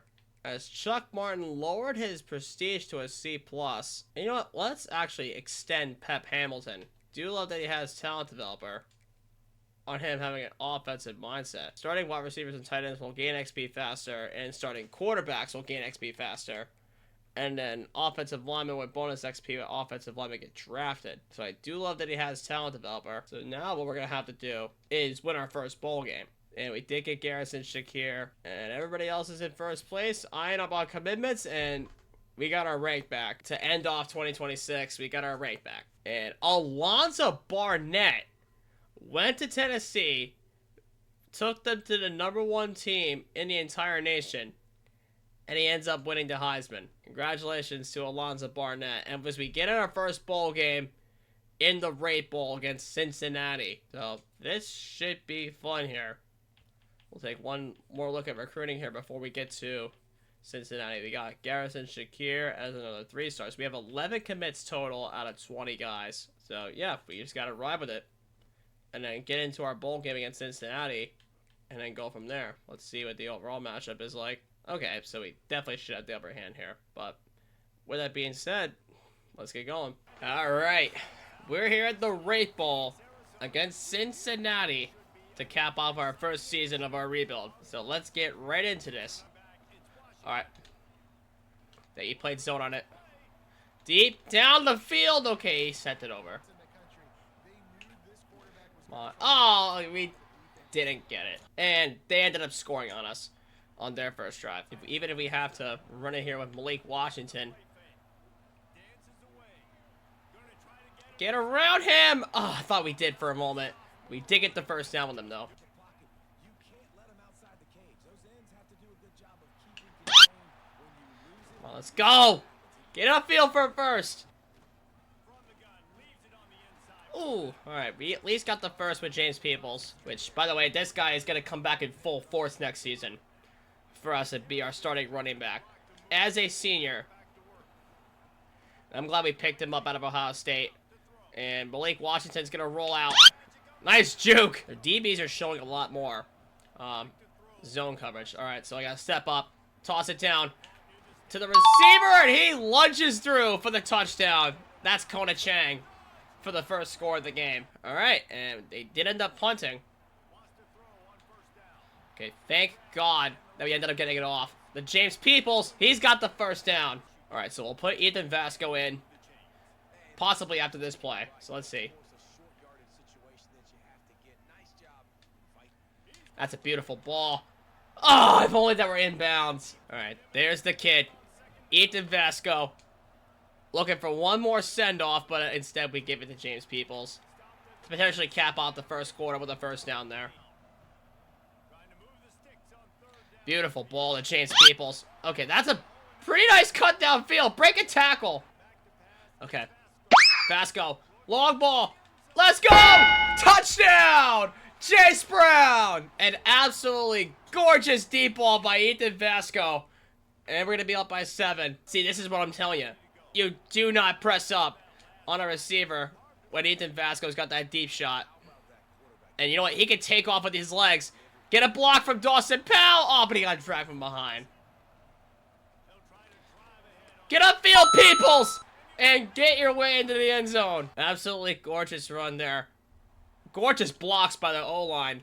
And we're going to be up 21-7. Nearing the end of the second quarter, as we are on the back half of the 2-minute warning, as James Peoples is going to break one out for a first down. Oh, blitz. That means the tight end's a good read. Let's go! Another first down for Zach Atkins. Nope. Oh my God, 27 stepped out in front of the play. And do not let this be a pick six, Ethan. I see you down there. Make this tackle for me. Okay, thank you, Peoples. Thank you, James Peoples, for making that tackle. But, nah, it's not going to change anything that they just scored. Okay, yep, get around him. Let's go. That's a huge run. First down. We're going into the second half of football anyway.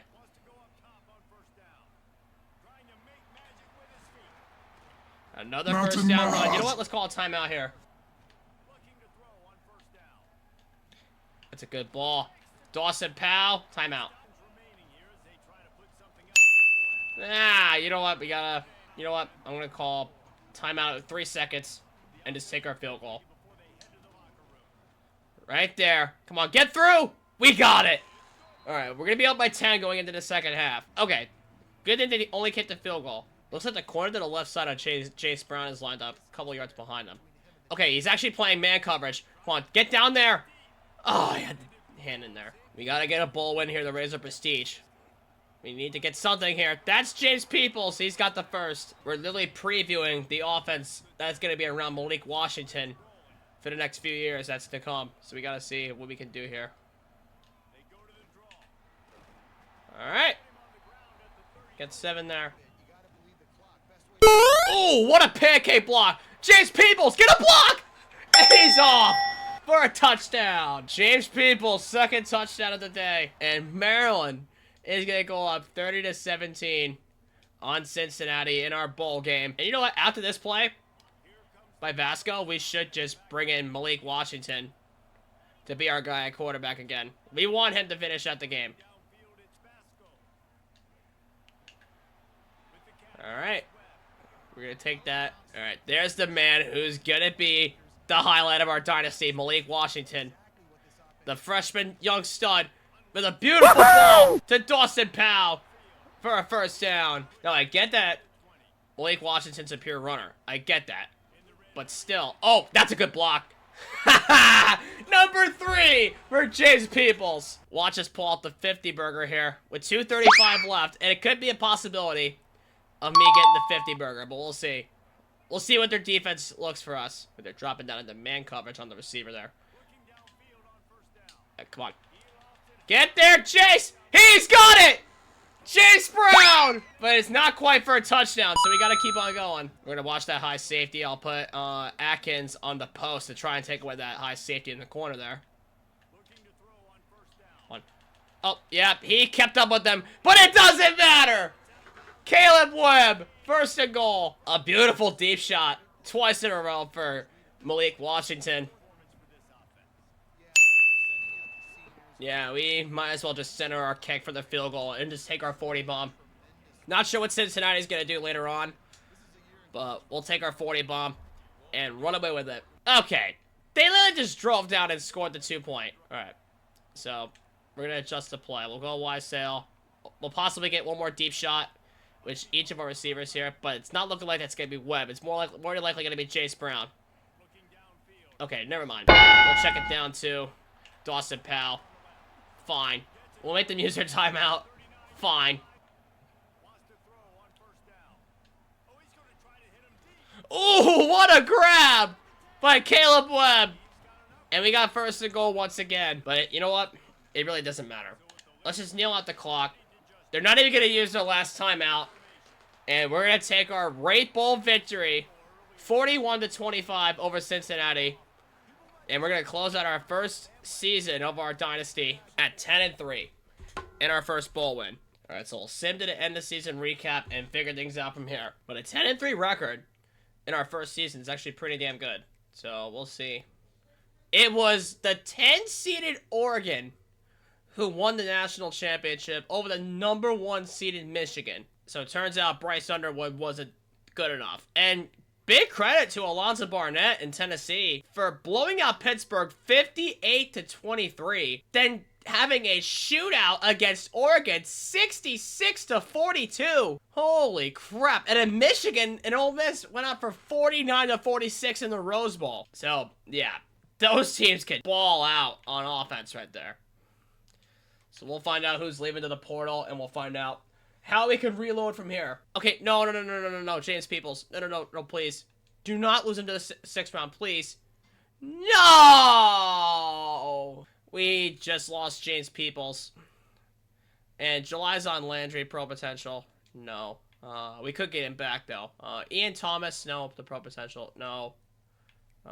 Josiah McGrew. No. And Dawson Powell may be leaving. No! Josiah McLaurin, running back. No. Nigel Glover, no, please.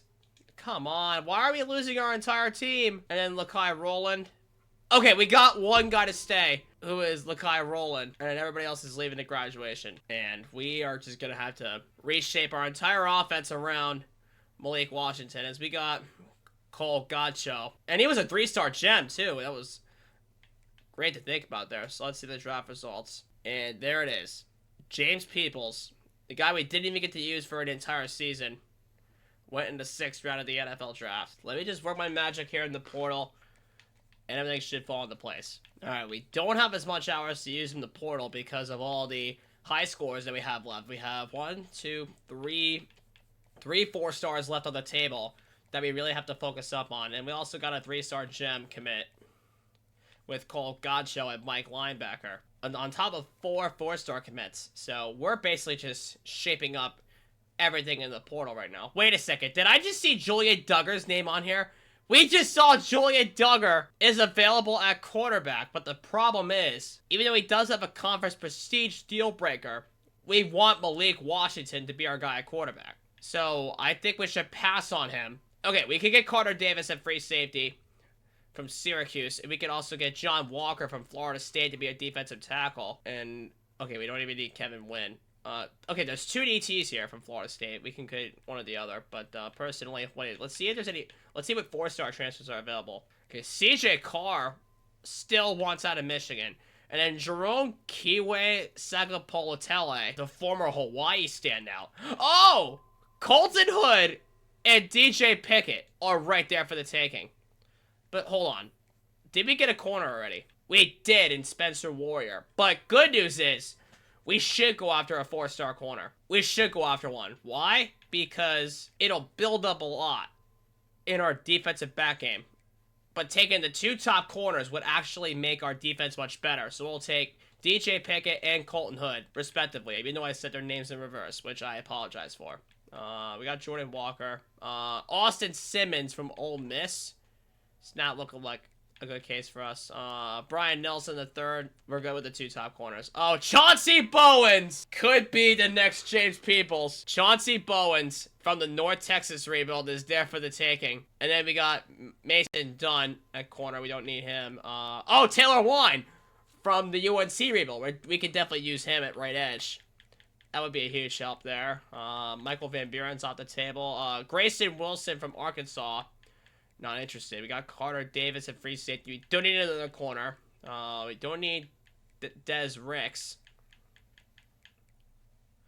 Don't need Kevin Wynn. Charles Lester. Sorry, we don't need a corner. Jameer Benjamin. We don't need another corner. Okay, I think we should get Julian Duggar from Washington State. So we have an extra QB just in case Malik Washington gets hurt. And on top of that, providing competition with Ethan Vasco will actually develop Malik Washington a lot from last season going into this competition with Julian Duggar. So that makes very much sense here. We have Deshaun Reeder from Northwestern, and then we have Maurice Ekanem at strong safety. Okay, so that's all the 4-stars that were left. Oh, we could get Messiah Delone back! You guys remember, he bowed out of the portal in 2025, and now he wants out of Temple. You know what? Let's get him back. Let's bring back Messiah Delone. Why not?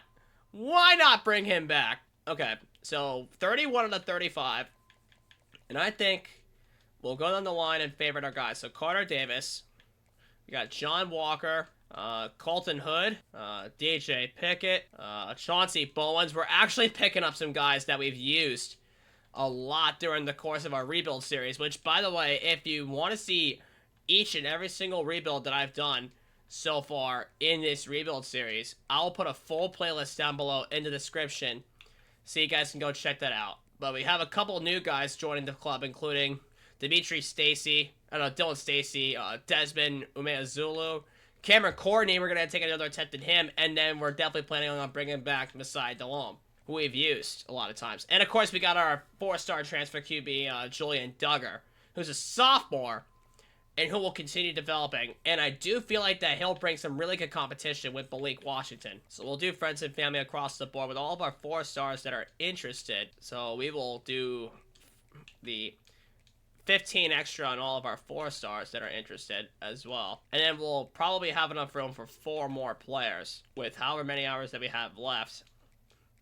And they're more than likely going to have to be 3-stars or long shots, but at least we could take the chance on getting all these guys. All right, we'll get Darian Whitaker, the sophomore, all the extra hours while we can to fill out our board of 35 recruits here. So we have 1, 2, 3, 4, 5, 6, 7, 8 favorites that we got to keep an eye on in the portal, including a lot of our returning favorites from our Dynasty series, including Messiah Delone, Chauncey Bowens, Taylor Wine, among the like. As we got our 4-star tight end, Trevante Breida, out of high school, and it's looking like we're looking pretty good thus far. So we got our 4-star tight end, Trevante Breida. He'll probably be our starting tight end if we don't get another one out of the portal here. So let's see. Carter Davis is ready. We'll book him for week 4. We could definitely get something out of that. Colton Hood's ready to go.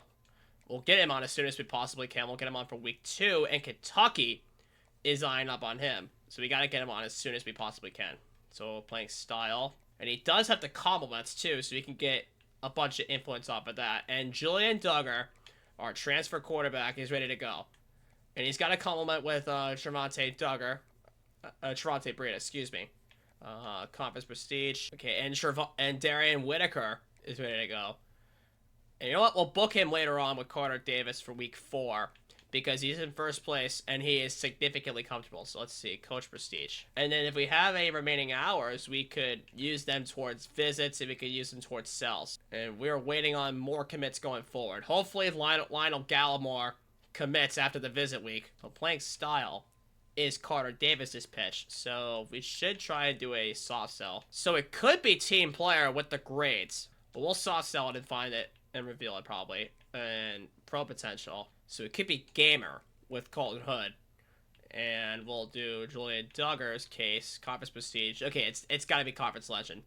We know it's going to be. So we'll hard sell that. So now we should just, with the remaining hours, do the hard sells on our high scores and try and win them over. Okay, we have 50 on everybody going down the line. We got to hope that a lot of them get to their top 5s anytime soon. Possibly, because Taylor Wine's the only one that hasn't made the top 5 yet. And he's fighting with Kentucky and he's fighting with Duke. So we got to get him on for a week 4 visit ASAP. Unless Kentucky or Duke books it. So we got to get the high school recruits intact. And we have to get everybody else intact, basically. To gain more hours and potentially seal up our board. Hopefully we get some high schoolers to come on board.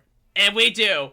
We got Lionel Gallimore with the visit in week 2. Absolute steal, ladies and gentlemen. So we hopefully did not get any drops here. Okay, Florida jumped up on John Walker.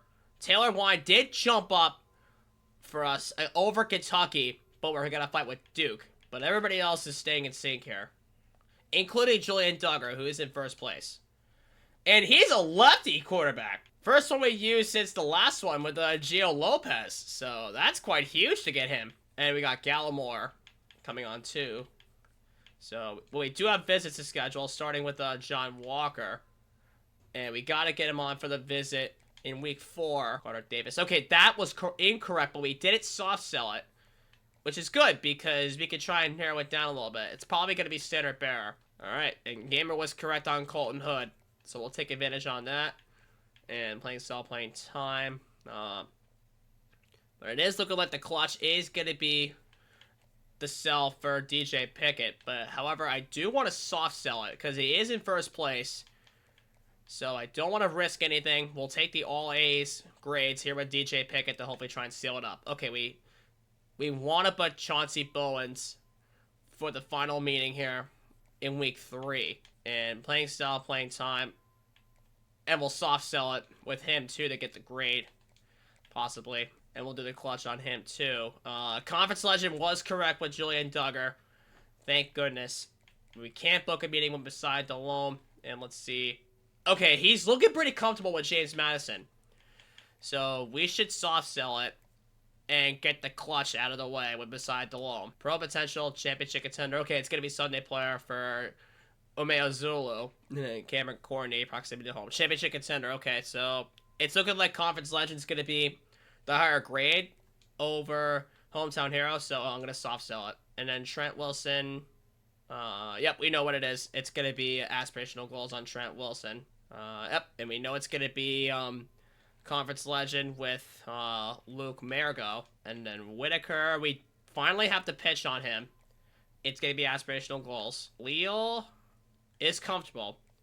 Okay, championship contender is the deal breaker. Conference prestige, okay. We should soft sell conference legend with Mike Leal. Just in case it is, in fact, aspirational goals. We want to have a backup because the grades on this are looking pretty good here. We're going to have to hope that everybody stays in first place and nobody drops out. We got to hope that some of our high scores stay locked up and commit. We got another high score with Dimitri Stacy at wide receiver. And another one. We got Colton Hood at corner. Let's go. That's one of our corners. And we got our QB, Julian Duggar. Let's go, baby. And another one. Trent Wilson at right guard. And another one with Luke Mergo. Okay, so that's 5 commits on the spot right there. And nobody's dropped except for John Walker, who we're still fighting for. Florida's not willing to give an inch. And we do have the visit week, though. We got the compliments intact, so we gotta hope that he jumps past Florida with the visit week. That way we can seal up John Walker. Jimmy Garrity and West Virginia. It's looking like we may end up losing him. So we did get Colton Hood. We got Luke Marigo at 3-star. We got Dimitri Stacy at wide receiver, so that's another 4-star. We got Trent Wilson at right guard, so that's going to be a transfer pick up there. We got Julian Duggar at 4-star quarterback. Okay, good thing we soft-sold on Mike Leal. It is aspirational goals on him. It is hometown hero with Cameron Courtney. Okay, good thing we soft-sold. And the clutch was correct with Messiah Delhomme. We are going to get him back. Taylor Wine. The clutch was correct. But Kentucky is jumping up on him. We don't have a visit scheduled. And nobody scheduled a visit with Kentucky, surprisingly. Unless Kentucky schedules it last minute. And then Chauncey Bowens is in first place over Kentucky. And the clutch was correct. We are doing so damn well with our transfer portal right now. We got 5 recruits to commit on after week 3, which is absolutely big. And DJ Pickett's in first place, so we are going to lock up our second transfer corner. And I think the only guy we may lose is Jimmy Garrity. And because of the week 4 visit, we're going to have all the influence in the world to try and steal away John Walker from Florida. And I think the only guy we may end up losing is Jimmy Garrity to West Virginia, who had the week 3 visit influence. So yeah, that really blew right there because of the competitive visits that we had. So we could get, there's a possibility that we could get 34 to 35 transfers. But we'll see about John Walker. Let's double check, see everybody has 50 hours. And we have a grand total so far of 19 commits. And the only 2 people that are not in first place right now are Jimmy Garrity and John Walker. So we need to hope the visit week jumps up to John Walker. And hopefully that he commits to Maryland over Florida with the visit week. So we got to see what happens here. Our new look offense and our new look defense is going to take shape. So let's see what happens. We got Warren Norwood, high schooler. We got Carter Davis at free safety. Huge. We got Chauncey Bowens at running back. He'll be our James Peoples replacement. We got Messiah Delhomme back to Maryland. Welcome back, buddy. We got Dylan Stacy at right edge. We got Desmond Umeozulu at left edge. Cameron Courtney at wideout. Big. Darian Whitaker at Mike backer. We got Mike Leal. We got Jamal Komar at right guard. We got Marco Nagy at right guard as well. We got John Walker! Let's freaking go! An absolutely huge visit week. We got Mitch Figueroa too. And we got DJ Pickett as well. Taylor Wine. That's a huge pickup. So I think the only guy we lost was Jimmy Garrity. Yeah, Jimmy Garrity to West Virginia. I think we got a full board of 34. Yeah, we got a full board of 34. Let's go! 34 transfers. Possibly our best looking board yet. We're the 16th ranked transfer class in the entire nation with 14 4-star recruits, 23 star recruits, and let's see. We're the number 4 transfer class in the entire nation. Hold on, let's see. We're the number 4 transfer class, leading the Big Ten, including John Walker, Chauncey Bowens, Taylor Wine, Colton Hood, and DJ Pickett. In terms of recruits, we got 16 ranked in the nation amongst high schoolers. But overall, we got 16th ranked. We got 6th ranked amongst the Big Ten. The overalls and the position changes are going to mean a lot here, especially if we're going to fix this Maryland team.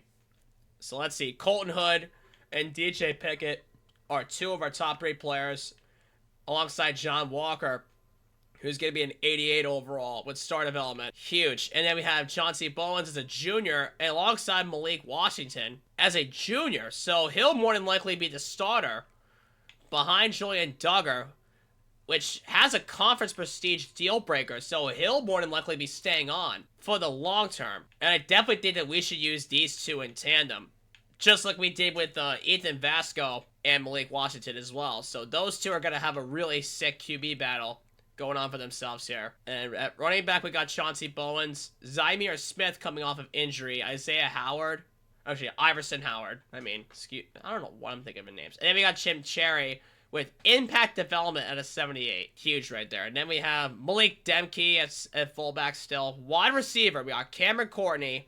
Jordan Scott, our 6'7" senior, who is more than likely going to be our top target moving forward with impact development. And then we have Kona Chang with star development at a 75. Quincy Weeks as the number 4. Dimitri Stacy as well at the number 5. He'll more than likely be returning kicks. JT Taggart is going to be our starting tight end.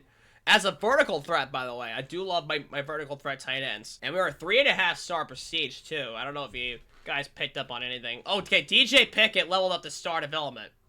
Elite development! Okay, so he's going to be one of the best players in the NFL someday. And he's going to be one of the best players in college football within the next 2 seasons coming up here. He's a 91 overall. And our starting QB is going to be Malik Washington for his junior season at an 87. And then Julian Duggar will back him up. And then at running back, it's going to be Chauncey Bowens to replace James Peoples. And then wide receivers, Kona Chang went up 9 overalls to take the wide receiver 1 spot at an 84. And then Cameron Courtney at an 82. Jordan Scott, our 6'7" wide receiver, gained 2 pounds in the offseason. And he's at 80 overall. And our 2 tight ends are going to be 78s each. So that's a sight to behold. And our custom conferences don't need to be adjusted. So let's find out how well we did going into year 3 of this rebuild. We want to go up from an 84. Let's see. We're the 20th ranked team in the nation at an 87 overall. With an 89 offense and an 86 defense. So we're looking pretty solid here. We should be working towards getting strategists at this point. So let's book some top 25 games that we can potentially win with. Let's see. We can book Duke as an 18th ranked opponent. And let's cancel our FCS game, because majority of the time that's a free win. We can take a shot at Missouri. Yeah, we should make that one our FCS game. But notable matchups include Oregon, Penn State, USC. I definitely do think that Rutgers should honestly be a sim. And I think Penn State should be the playing game. So we should play Penn State, we should play Oregon, and we should play USC. So I want to think of this strategically. And if we sim past the top 25 games and win, that'll boost our path to strategist. But let's set up a recruiting board, and let's find the number 1 player in the state of Maryland for 2027. It is a 5-star wide receiver, Isaac Chambers, who has no initial interest, so he's going to be tough to fight for. But he ends up being a bust. Okay, so what we have to do is to cancel him off and then redo the entire search and look for the 2nd ranked player in the state of Maryland. So we know Isaac Chambers is a bust. Juan Merriman has a deal breaker, so we have to get 4-star running back Jalen Figures. So this next guy here is going to have to be the guy here. So this guy out of Towson, Maryland, Jalen Figures, and he's open. Okay, so perfect. Damn, I still can't believe the number 1 player in the state of Maryland ends up being a bust. But we do have a 5-star wide receiver here, Quincy Baggett. Not Quincy Porter, but it's Quincy Baggett. Oh, Nico Mazza at 4-star left edge is a gem, so we will take that all day long. Oh, Nazir Reyna is a bust at Mike linebacker, so we gotta find somebody else to fill that void there. And hopefully Quincy Baggett is a bust too! Are you kidding me? You son of a bitch. Quincy Baggett is a bust. Unbelievable. So we found out that 2 of our 5-star receivers that we wanted to get ended up being a bust all this time. So you know what? Let's go by position groups to fill the other guys. Starting out at quarterback, we have... Oh, 5-star! Isaiah Bixby, who's 5th interested from Georgia. And then we also have his athlete, J.R. Miranda. Who knows? It could be a gem.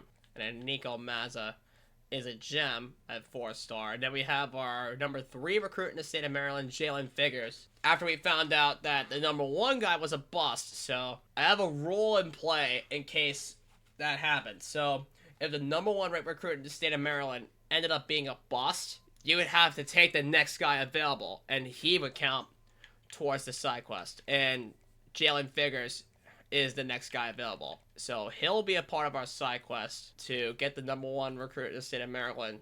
That's not a bust. I should have specified that, but I do think that we'll be alright. Moving forward with our side quest, as Doug Ferrario is a bust at right tackle. Oh, left tackle. Oh my god, dude. We only have 1 gem so far. This whole group here. 22 recruits. And Cliff Castle, too? You've got to be kidding me. Why are we picking up all these busts? Please, Rakeem Barr. Please be a gem. Thank you! Rakeem Barr is a gem at 4-star will linebacker. So we will take him all day long. We got 2 4-star gems, our #3 recruit, and then we have our 5-star quarterback. So we have enough room to scout at least 2 more guys. Should have enough to get scholarships out, right? Oh, unless Tyquan Graves at wideout becomes a bust. So you're telling me that majority of this high school class is busts. Unfreaking believable. I had enough to offer all 3 of them scholarships in case we didn't get a bust, but unfortunately, this is the board that we're stuck with. 23 out of 35 on our initial recruiting board. So our schedule, we have a week 0 game against Duke, the 18th seed. And we also have Washington on the road. Then we have Missouri, another top 25 team. Then we have Northwestern, 10th ranked USC. This is going to be our first playing game, potentially. If we want to get our revenge against them for that near 60 bomb. That near 60 burger on us. And then we got to play Penn State. And then we're going to go ahead and play Oregon.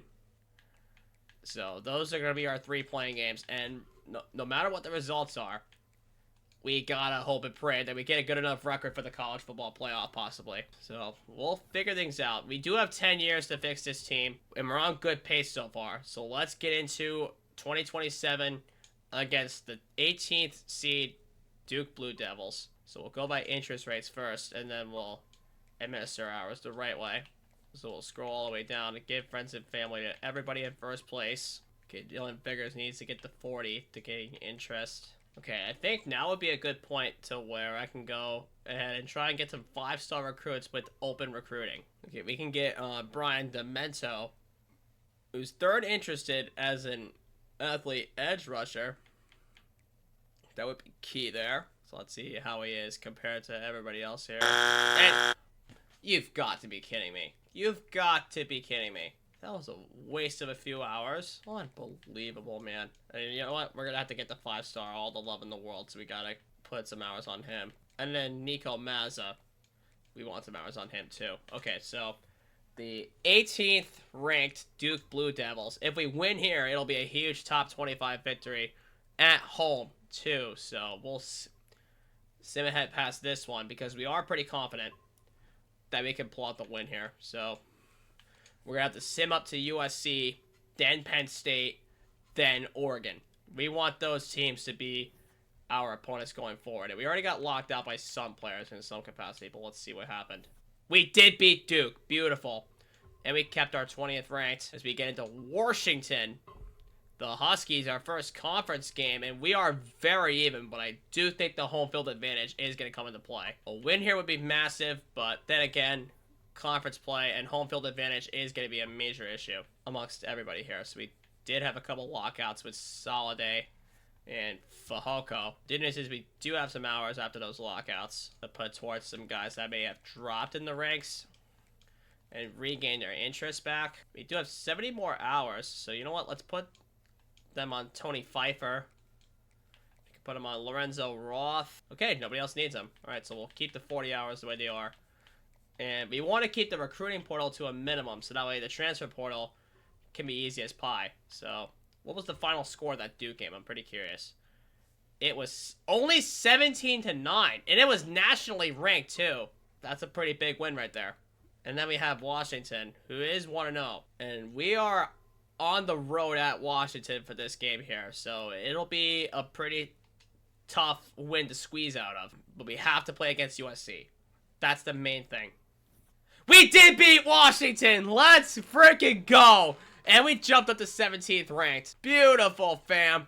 Now we're going to get into 23rd ranked Missouri. And do we have any visits on the table? We do. We got Kenyon Tolbert. So we should try and stack up the USC game, and we should stack up the Oregon game as much as we can with some of our 4-stars. But we have a 3-star in the house here, so we should book him for the Purdue game. I know they are a lower tier opponent. I know, I understand that. You know what? Let's book Kenyon Tolbert for the Minnesota game, because more than likely the Minnesota game should be the game where we still have the same tier opponent with pretty much everybody here. I don't know why I said it like that, but we'll see. We'll book Donnie Mettenberger for the Minnesota game as well. We know what the pitch is there. And then we have Randy Sowles, our first 4-star. So he is in second behind Oregon. So you know what? Let's book him for the Oregon game. We're playing against him in real life, so we gotta find a visit to match, because why not? And we should definitely soft sell it here. Conference prestige playing style. It's gotta be standard bearer right then and there, unless it is pro potential. But I do think standard bearer offers a better grade, and we're soft selling it. We're definitely soft selling it. So we have all 3 of our visits booked, but bad news is that Roger Kopp drops, so we have to give some hours there. And everybody else basically rose up to the top of our board here. Okay, Bigsby's behind Auburn. Figures is behind Boston College. Rakeem Barr's at the top. Nico Mazza has 3 other offers, including Ohio State, but he is pretty comfortable where he is. And Tony Pfeiffer has Oregon, but we are jumping up on him. Lorenzo Roth has 4 other offers, including Syracuse, Indiana, and UConn. But Sammy Sly has West Virginia upping him, so we got to keep it the way it is. Tracy Atwell has 4 offers. Vernon Westbrooks has 6 offers. Alonzo Vaughns has 5 offers, but good thing we have him the way he is. Talia Vital has 3 offers. We just gave it to Roger Kopp. J.R. Miranda, I think we should take hours off of our 3-stars as much as we can here. Unless we want them to commit and we can gain hours back off of them. So, you know what? We should definitely soft sell hometown hero there. Give Mettenberger some recruiting attention. Okay, Antoine Kahn's very comfortable, so we should take the hours off of him. And then Devontae Hardrick is very comfortable. So we can turn this soft into a hard sell on hometown hero, because we know exactly what the case is there. So we put the 50 on him, and then we can actually use the excess hours here to withdraw on Randy Sowles and give him a hard sell on whatever his pitch is. So actually, let's actually scratch that. Let's take off the DM, give him friends and family, and give him a soft sell. Which I'm pretty sure it's going to be standard bearer, but if it's incorrect, we will do the, if it's correct, we'll do the DM and hard sell on it. But pretty sure this is what the board is going to, in fact, look like going forward. Anybody else in second that needs the hours? No. Okay, so we are fine for right now, heading into the Missouri game.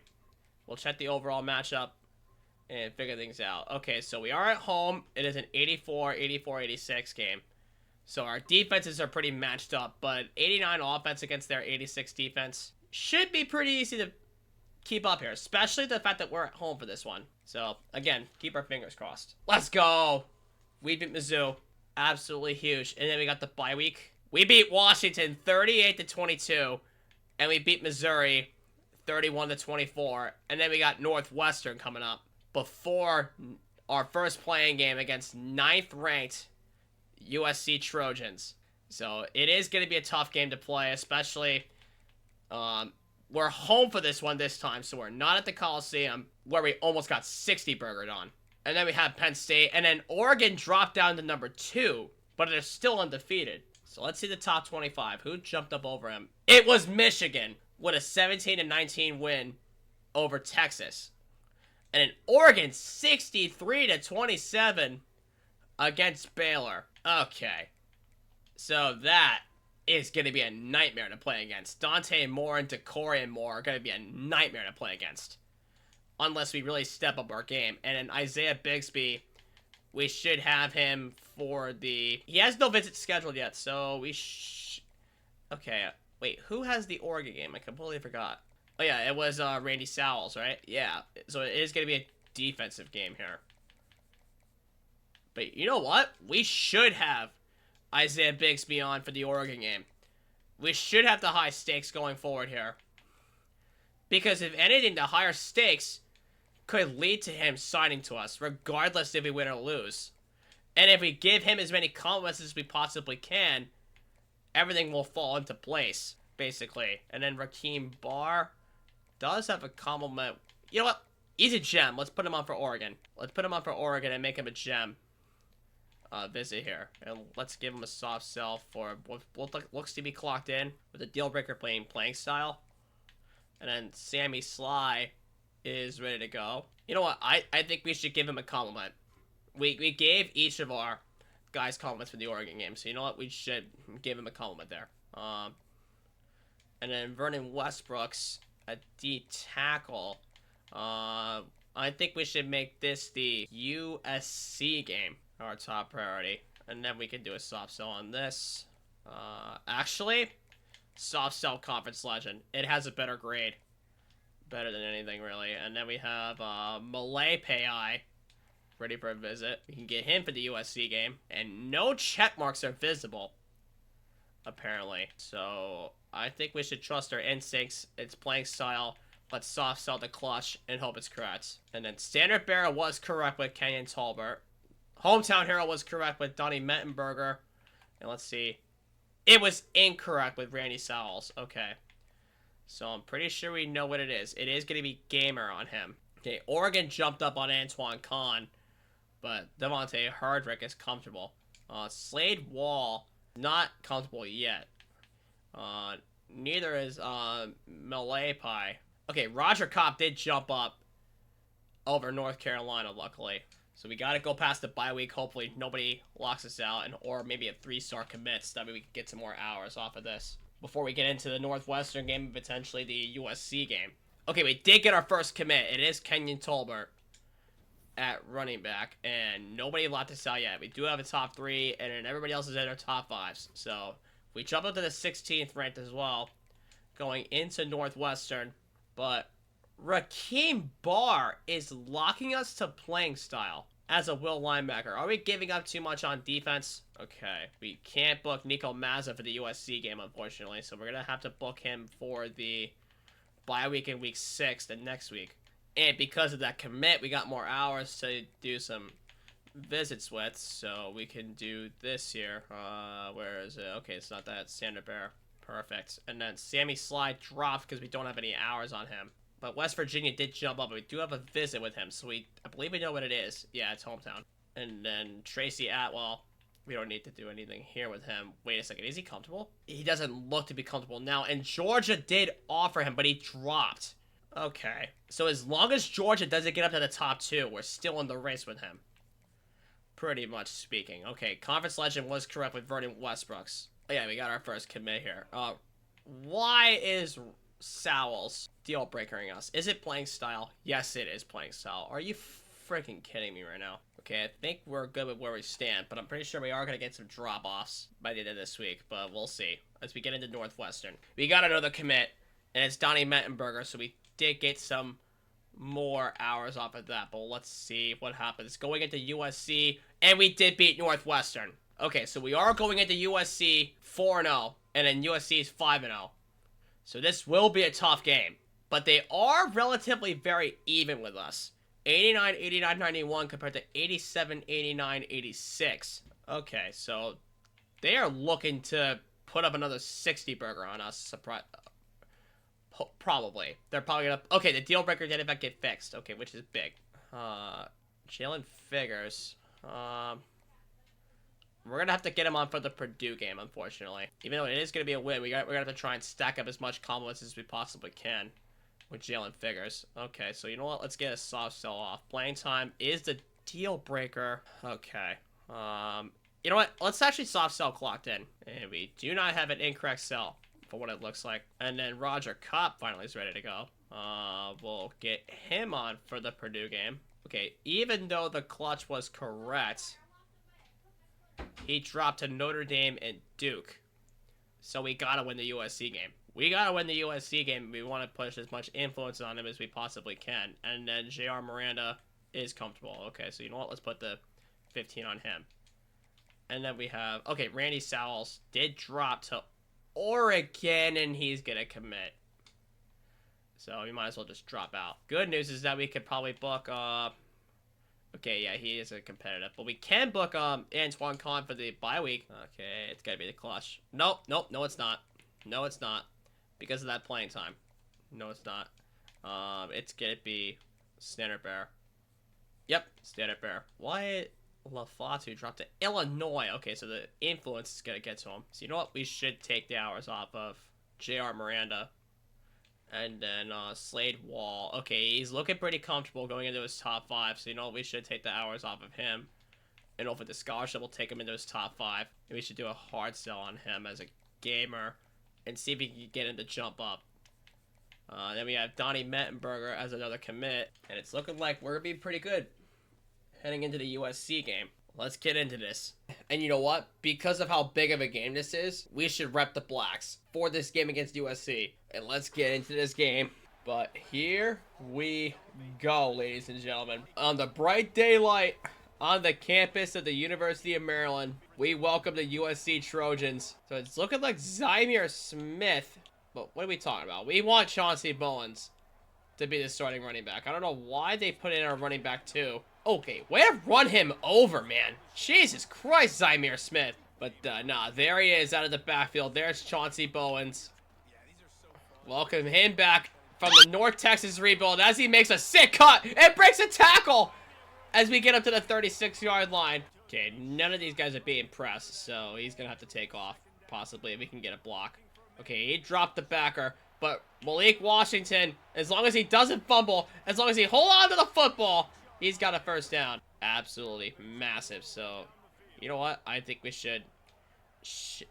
we should shift Cameron Corney perhaps over to the right side. Okay, he's more of in zone coverage. Okay, that's a pretty interesting read. But we could hit Weeks over the top. There he is right there. That's our tight end. That's Weeks into the end zone for the touchdown. The first score of 2027 goes to Mr. Weeks as we get on top of USC 7-0. And I'm going to be honest, the win here would be absolutely massive for us. So let's change the play here for a sec. Okay, that safety definitely is hanging tight up on Kona Chang. So we'll see. Yeah, he hung in tight, and my God, Sean Ward. Absolutely no time at all in the pocket to throw the ball downfield. I can't even step up in the pocket to make a run play. He set the blitz. So you know what? Malik Washington. Let him take off with the football. He is a pure runner for a reason. But eventually I'm going to have to use Julian Duggar with him being a sophomore transfer coming in. But we'll see how we're going to use him, as we're going to maybe hit Weeks, but he dropped it. Okay, 4th down and 6.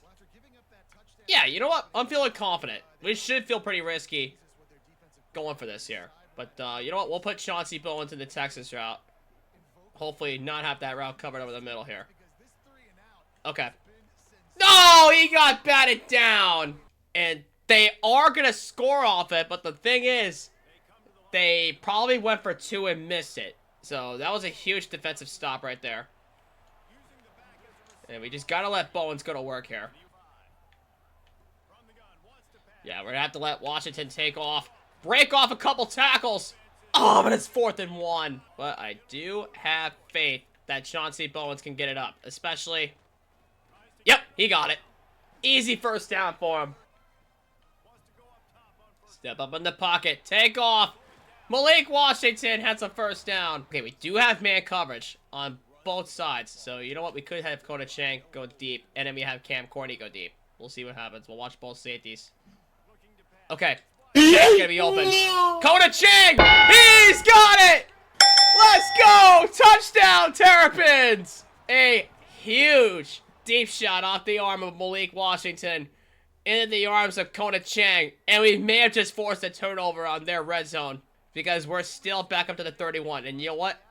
Either one of these guys is deep again. So we're going to change the play. We're just going to shift it over. We're going to put Chang deep. We're going to put Courtney deep. We'll see how things go here. We'll watch both safeties once again. Okay. They didn't shift on Courtney. Cameron Courtney downfield! He got it! Up to the 25. Again, not quite a touchdown, but again, always good to see here. So, We're shifting some guys out wide here. We'll put Kona Chang once again deep, and then we'll put, you know what? Yeah, let's put. Oh, come on, the 2-minute timeout. And great, because of the 2-minute timeout, it ruined my whole plan to go deep.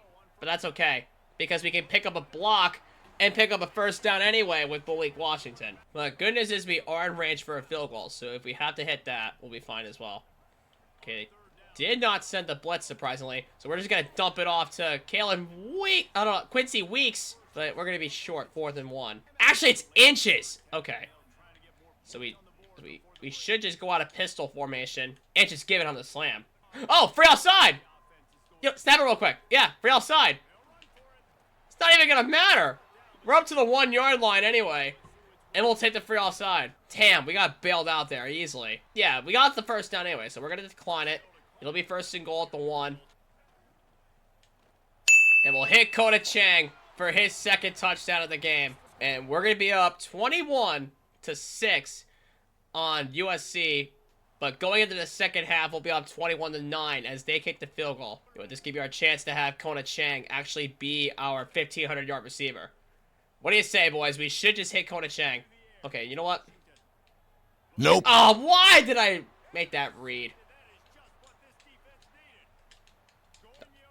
Okay, yeah, trip him up, please, Malik. Okay, I cannot let this be my downfall. I tried to hit Kona Chang. The safety collapsed over. Yep, he did it again.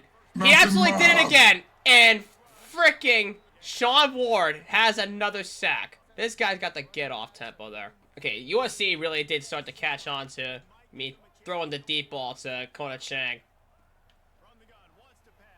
Okay, not everything up the middle was clogged up. We got the first down with Washington.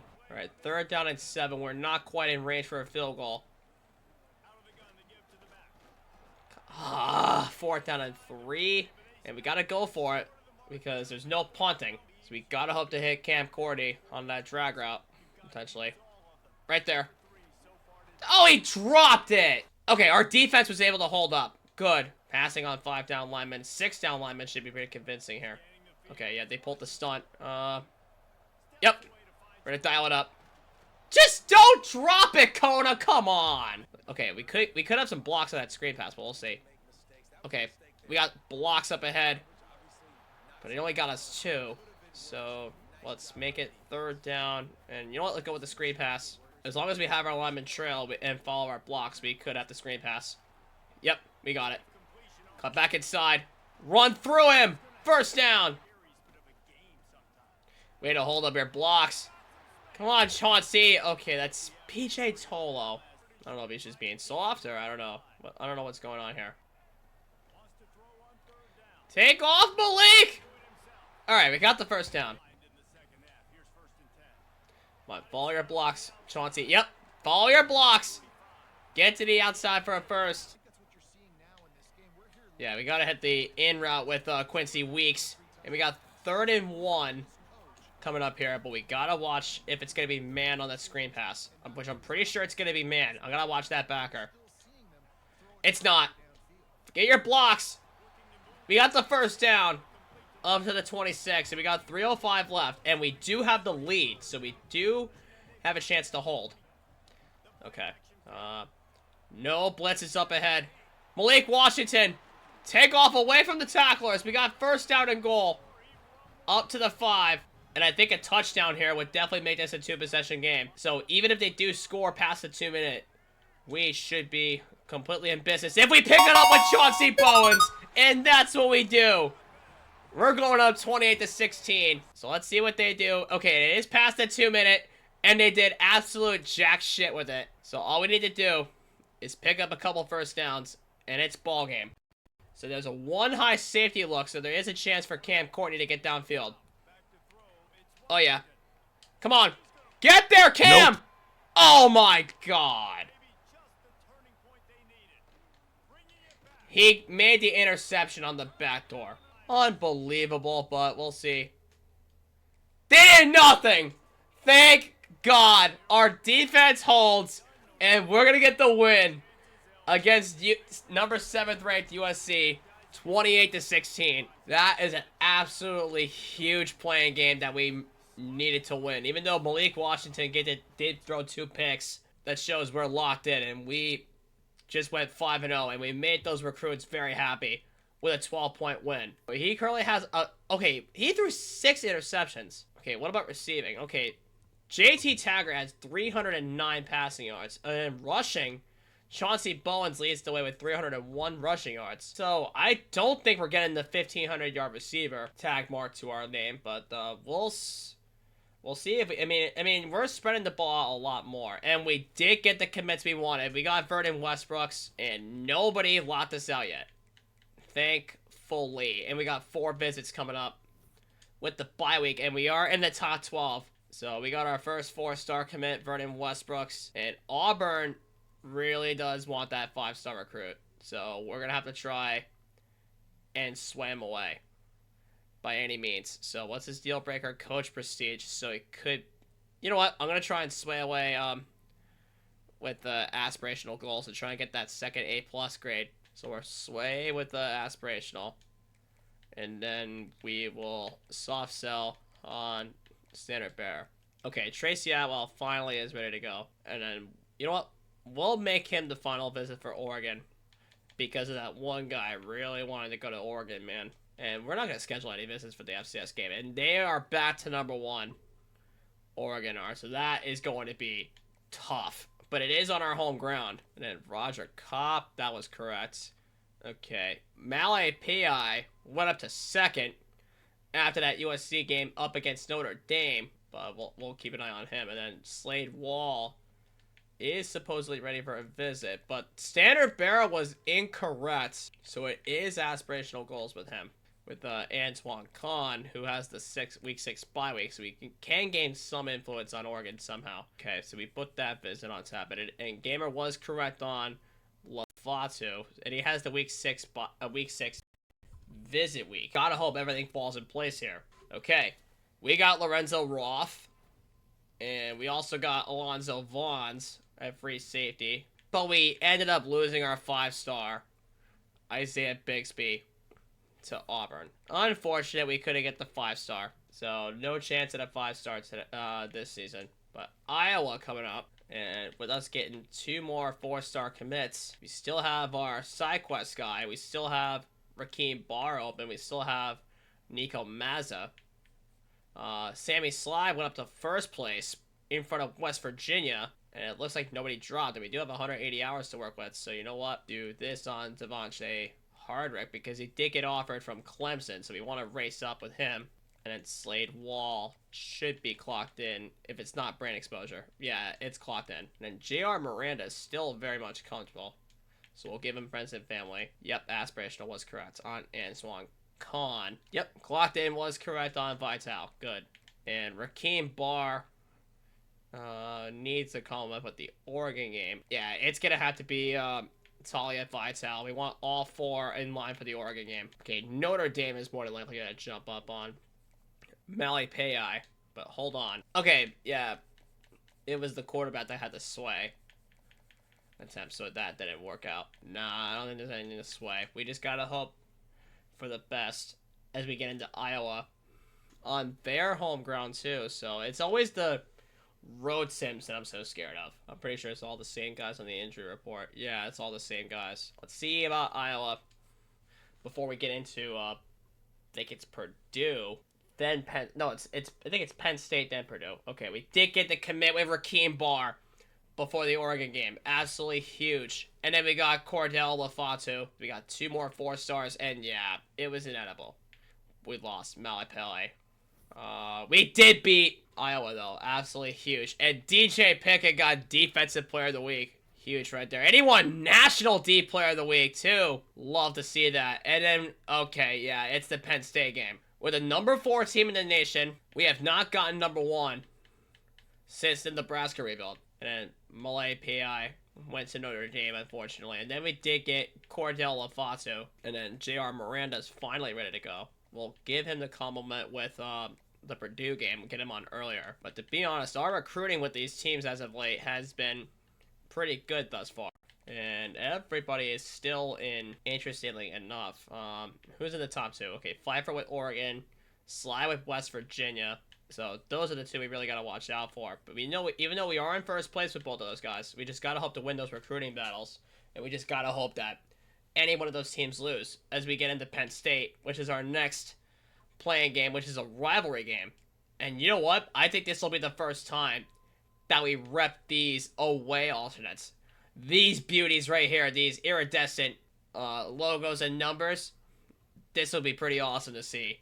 And then for Penn State, we should make a throwback night for them. Actually, no, we'll give them the home uniforms. They have nothing really too special. They kept very traditional for a long time. But I do think for Maryland, we should have the iridescent uniforms. Those would look fantastic on that field. Even though Penn State does have their whiteout game, but we'll see. All right, we are in Happy Valley for Penn State. One of the toughest environments to play in. Well, we're the 4th-ranked team in the nation, but we can't let our foot off the gas pedal. But you know what? I am pretty confident that... Why is Zymier Smith getting the touches here? It should be Chauncey Bowens. Yep, this is one of the toughest environments to play in. But we are locked in and we are tight as Chauncey Bowens picks up the first down on 2nd and 5.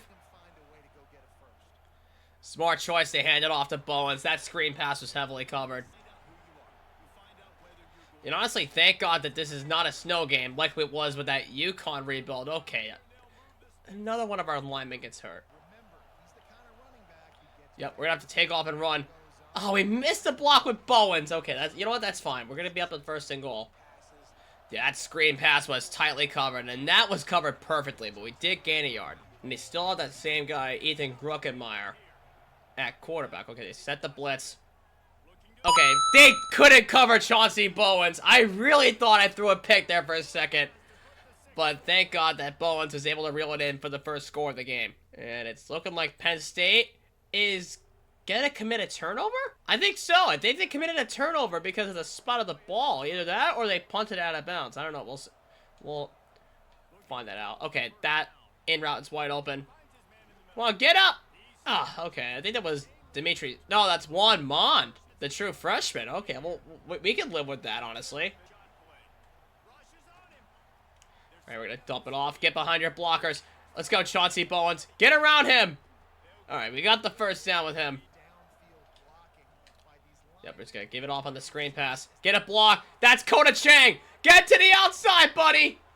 All right, we're at the 16-yard line. All right, that's going to be the end of the first quarter. And we are up 7-0 on the Penn State Nittany Lions.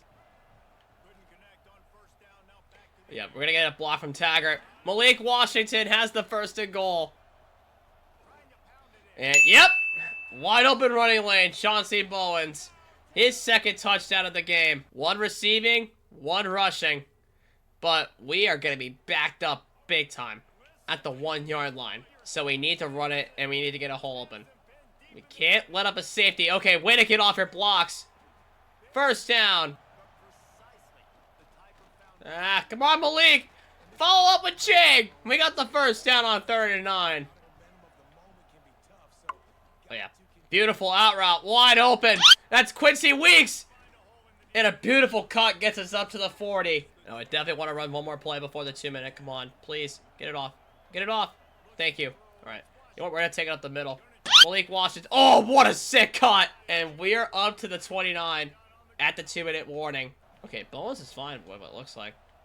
Okay, sent the blitz off the corner, which means we're going to dump it off. That's Dimitri Stacy. From what it looks like, right? Yep, that's Dimitri Stacy. That's his first catch in college football. That's a beautiful ball to Kota Chang. And we're up to the 2-yard line. We got 1st and goal. Coming on the back half of the 2-minute warning. So we really just need to punch it in here with Chauncey Bowens. He's going to have his 3rd touchdown if we do. Get off your tacklers. Get in. He got it. 3rd touchdown of the game for Chauncey Bowens. And we're going to be up 21-0 on Penn State. But our 15 first downs compared to their 4 means that we are going to dominate this game. Let's go. Malik Washington does it again with his feet. You know what? If we go up by so high, we should bring in Julian Duggar for the 2nd half. And you know what? With time winding down in the 2nd quarter, We should put in Julian Duggar for the second half. One last play with Malik Washington and see how exactly Duggar does here. He's got a wide open running lane. Malik Washington! Alright, that'll do it for the first half. And it'll be Julian Duggar's turn to shine. So with the start of the second half approaching, let's give Julian Duggar a chance to shine. There he is. He's number 2. We put him out with the first team offense. It's the first time us using a lefty quarterback since Gio Lopez at North Carolina. Get over here! We got sacked by Chaz Coleman. But good news is it is 2nd and 19, so we could pick up a good chunk of it back. Hopefully if Bowens gets some running room. Oh, God. Get it off. Okay, yeah, get around it. Yeah! Yeah! Chauncey Bowens! First down! That late screen pass attempt was not intended, but hey, at least I got it off and we got the first down. 12 rushing attempts for 69 yards for Chauncey Bowens, and he's getting hot, most certainly. Oh, God, and that's the new Micah Parsons, and that's the new Abdul Carter. That's LeVar Arrington II, son of the former Giants linebacker, LeVar Arrington, obviously. Okay, thank God we were able to put it in the right spot. Yeah, and all this pressure's coming on us, man. And you know what? We'll kick the field goal. We'll take our points and run away with Julian Duggar's first drive, ending up in a field goal. So we're gonna be up 24-0 on Penn State, and we're gonna do it all over again, I guess. But you know what? We're gonna see if Duggar can use his legs this time. Yep. No, that's a fumble. Okay, thank God we got it back. Okay, they are hungry for Julian Duggar's flesh right now. So, you know, yep, we gotta intercept the defenders. We gotta get a run off here, and we got 15. Oh, wait, flag? What, Dimitri Stacy? What are you doing? Pass interference? Oh my God. And they are gonna decline it, and it is 4th down. 4th quarter, and they finally got on the board, and they got the 2-point conversion. Okay, yeah, he set the... Yep. Run it with Duggar. Nice cut. All right, we got the first down there. And you know what? We just got to let him build his confidence. This is his first game as a Terrapin. This is his first game. We got to get him to build some confidence. Like, we're not going to take him out by any means. He hasn't done miserably by any means. He did fumble one time, but we got it back. Oh, yeah. I had no idea that I picked the handoff. No, check out the RPO for a second. Let's go all goes here. Yeah, it wouldn't let me change the play because of the stadium pulse. Yeah, we're definitely going to have to kick a field goal. Go up 27-8. Come on. Please. Please. Please make it! Okay, we got it. Thank you. We're going to go up 27-8. And it doesn't change anything as we're going to beat Penn State 27-8. And get a massive rivalry victory. So that win will definitely push us to the top 3, perhaps, of the nation. Unless Oregon or Michigan possibly loses. If they do end up losing, it would be absolutely huge. Because going into our game against Oregon, which will be probably the toughest game possible. And we do get the commit with Nico Mazza. Huge. And we got another one. Tony Pfeiffer. And we lost Sammy Sly to West Virginia. And we are a top 3 team in the nation right now. But we got the Purdue game coming up here. How did we lose Sammy Sly, though? Oh, he verbally committed because of the visit week. And, okay, Georgia jumped up on Tracy Atwell. He's going to commit.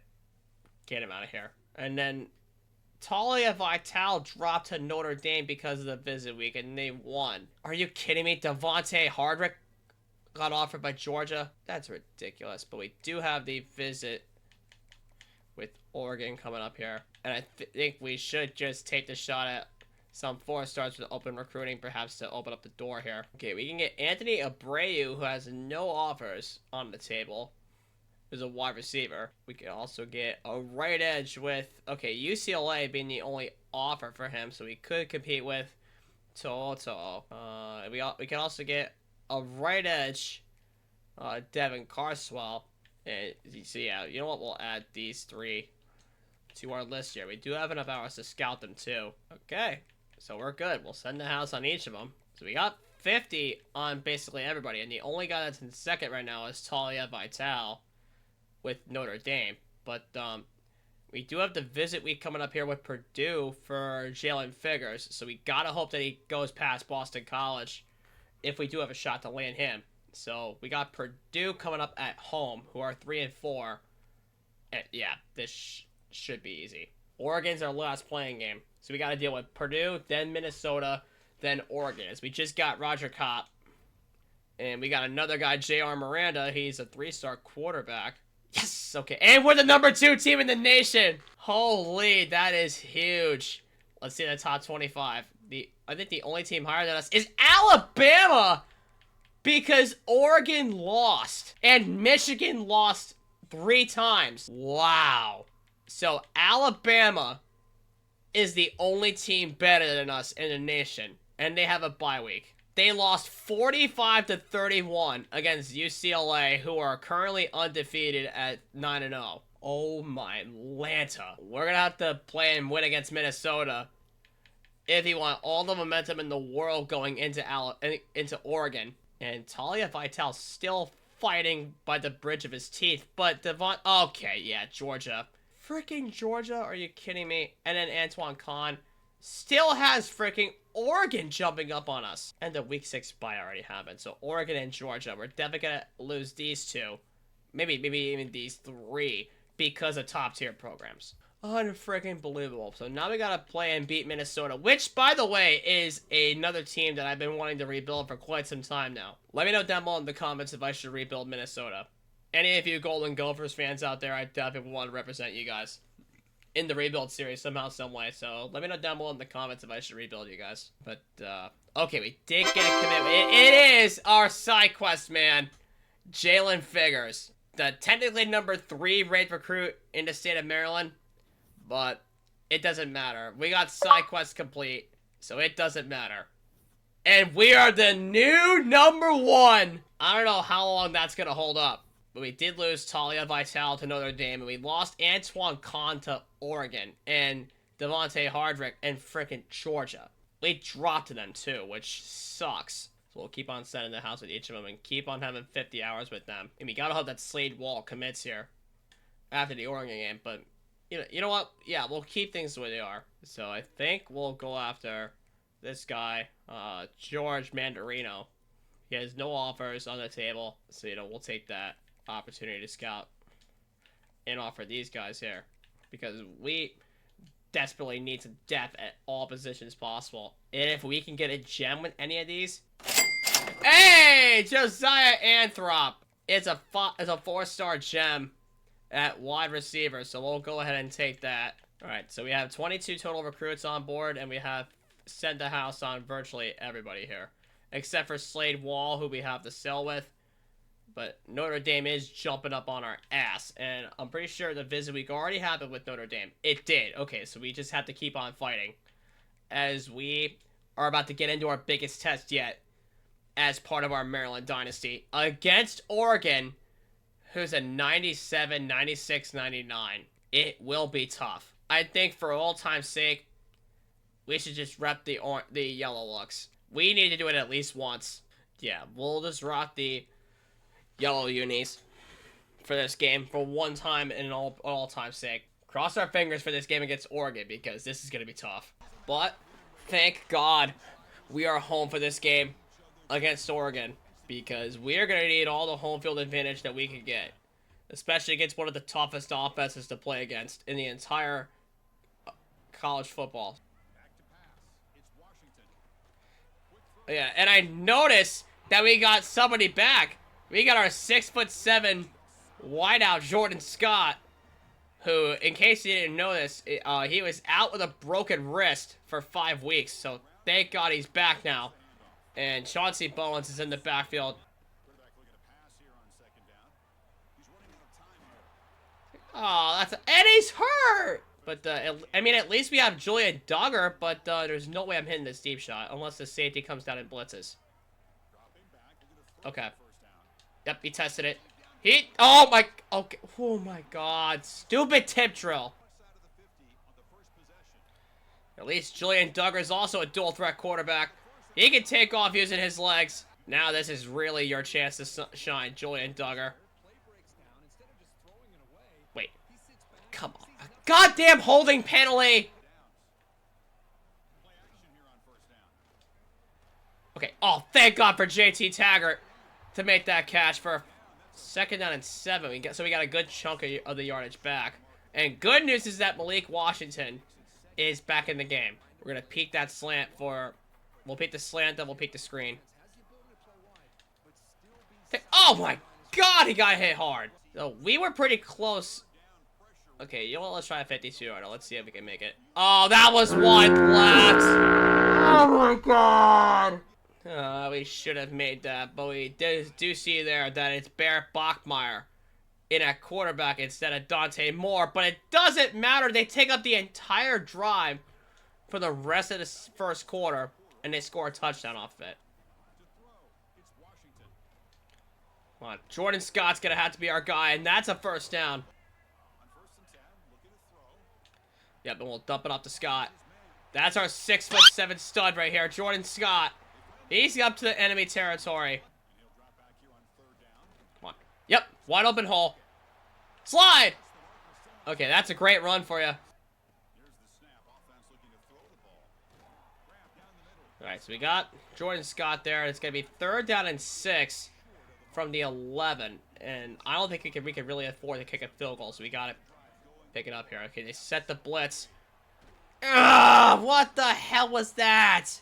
Okay, but I really do not trust this defense. But at the same time, we need to get points, so we got to kick a field goal. And be within 4 on Oregon, but... Okay, thank God we ended up making them punt. That's perfectly fine with me. We're still on the front end of the 2-minute.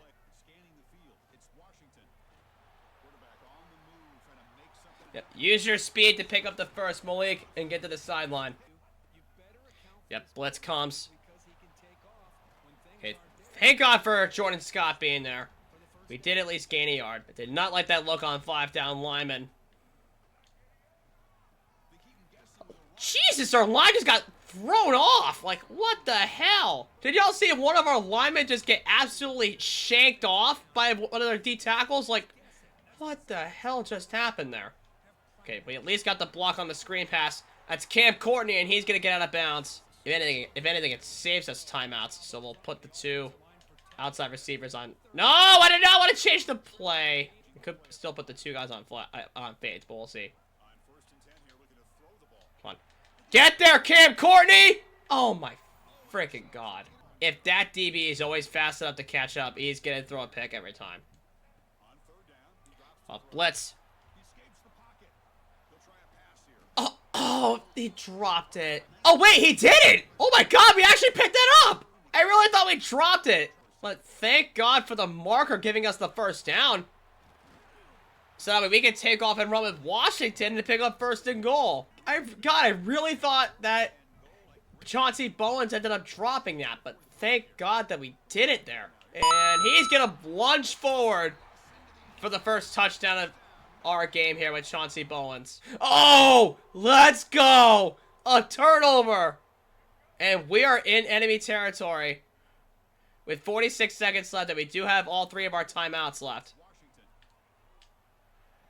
Get off me! Get off of your tacklers. Don't go backwards. We got the first down, though. Alright, yeah, we're just going to call a timeout over our head with 30 seconds left. And they love to run 5-6 down linemen. And our D coordinator is very aggressive in terms of his play. And that's going to be a sack. Okay, yeah, we could definitely kick this here. Oh my God! What is our kicker doing? Okay, thank God we were able to hold out on defense, though. Yep. That is Kona Chang for a first down. Thank the Lord for him getting open there. I mean, sure he was because it was a drag route, but still. Anything to score against this defense right now. Oh, JT Taggart. Our tight end's wide open. Just don't fumble the football, dude. Yep. Wide open lane for Chauncey! And he's got the 1-yard line. And give us another... Oh my Yeah, you're seeing this, right? Our offensive line is getting thrown around like a bunch of rag dolls. This is what it's like playing against Oregon. Seriously, this is what it's like playing against Oregon. Yep, let's go. JT Taggart for the touchdown. So if Jordan Scott wasn't the read, he definitely was. And they punted again. Okay, Kona Chang's getting pressed, so I'll watch that safety. Okay, what is it with these safeties? Like, they don't want a deep shot at all, man. I really am trying to expose this defense for this deep shot. But the problem is, the safety is always just going to collapse over. Watch this. Ready? Yeah, there's that safety right there. And we can't juke out of a tackle. Come on, Chauncey. It's 3rd and 1 now. Okay, we got no high safety to worry about here. So we'll put the 2 outsides on flats, and we'll put the we'll put Jordan Scott on a drag as in case of a check down. Okay. Get there! Oh, he sailed it. Come on, please make it. Thank you. We're up 20-7 up on Oregon, and they consumed the majority of that drive. So we cannot force any turnovers whatsoever. And they have all 3 timeouts. And it is a 6-point game. At least JT Taggart is going to have a block up to the 34. And that's their first timeout. We are undergoing one of the biggest turnarounds since we had the Nebraska rebuild. From 4-8 to 10-3 to now almost an undefeated season. If we can pull out every single stop possible. Oregon just used all their timeouts.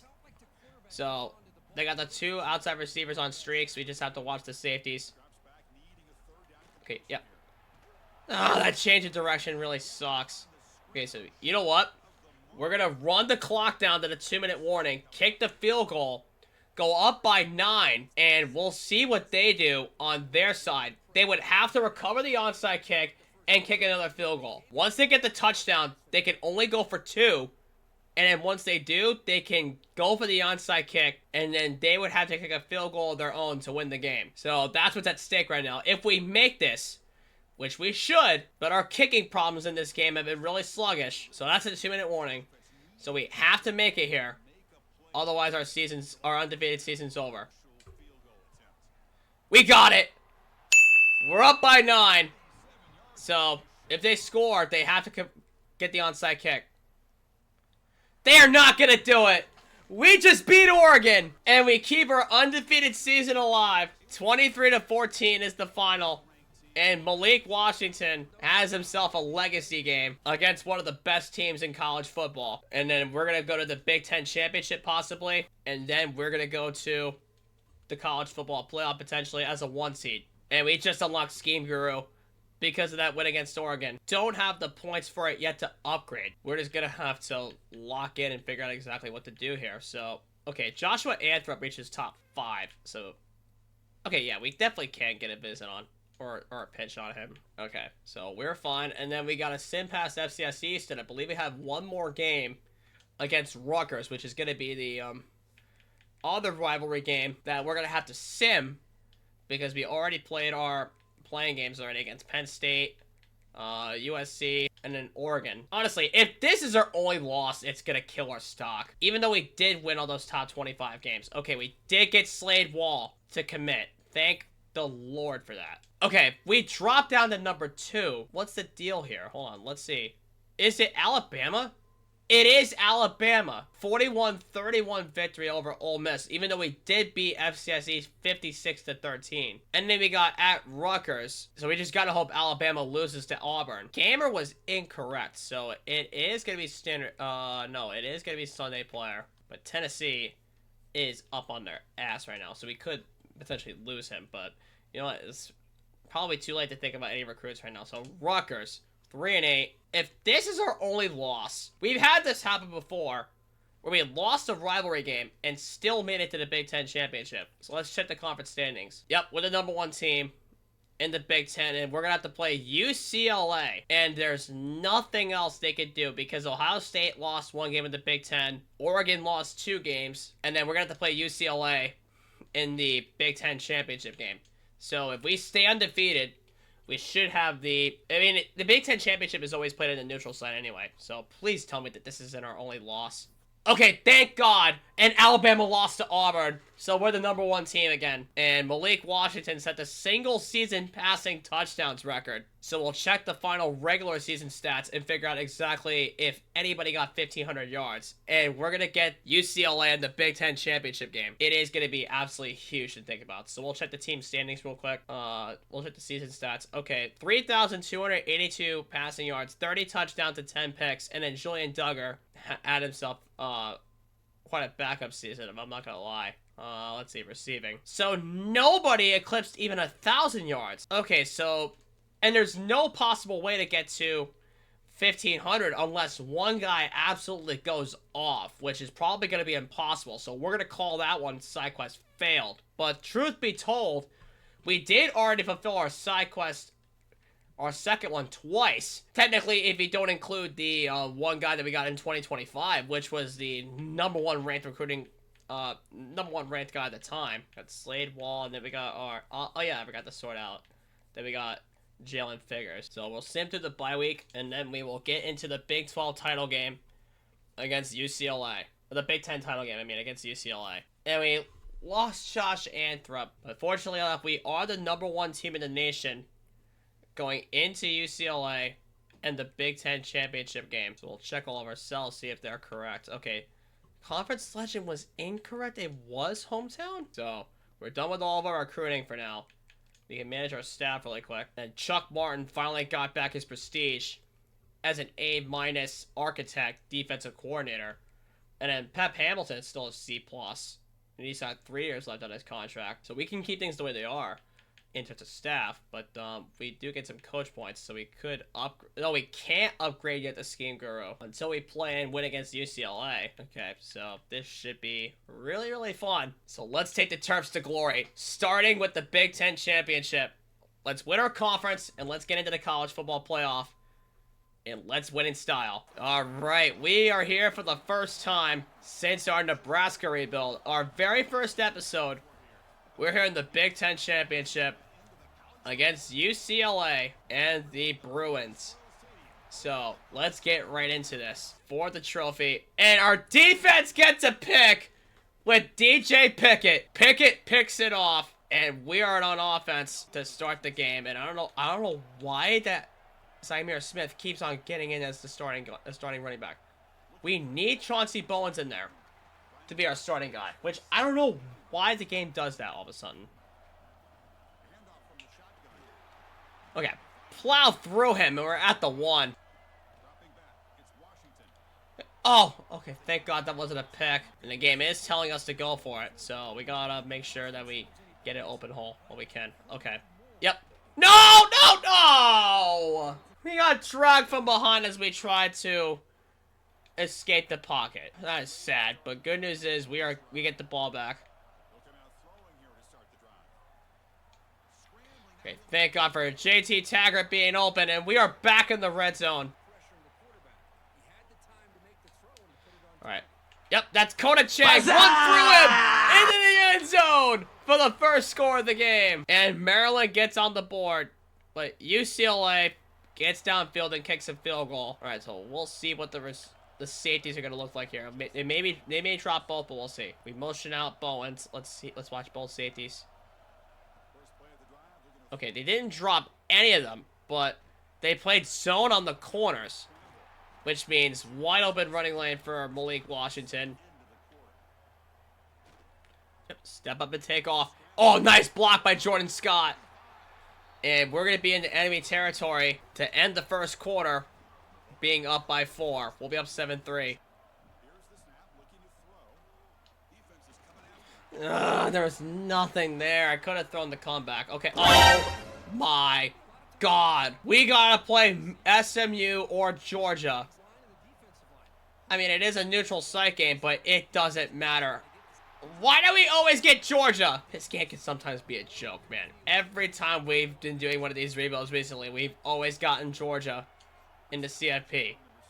We got it with UConn. We got it with James Madison. We got it with I don't even know how many teams rebuilt at this point, but Chauncey Bowens got in for the second score. And we're going to get it right back, but why is it always Georgia? We just got to hope that they lose in the SEC title game, so that way we don't have to worry about them. Which I highly doubt that's going to happen. Okay, I really thought I had Jordan Scott there. You could test DJ Taggart on inside shade. But, oh, yeah. Taggart! Nice lobber! First down, Maryland. That was a pretty good adjustment by me. I was able to set DJ Taggart on a streak, so that way I could test him in deep coverage and see who they cover. Okay, yeah. They play zone on the corners instead of pressing a man-on-man. Like, they line up like they're a man, but they play zone on them. Ooh, okay. Okay, Malik, I see you. They set the blitz. But we're going to hit our 6'7" stud, Jordan Scott. Oh, what a hurdle! Oh, he's at the 1 yard line. That would have been so sick if that was a touchdown. Oh, my God. What a hurdle there by Jordan Scott. And that's going to be the 2-minute warning.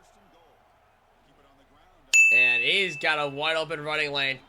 Bowens, his second touchdown of the game. Puts us up 21-3, and they kick another field goal. Let's see if we can get as much downfield as we possibly can. They try and kick another field goal and go up by 18 points.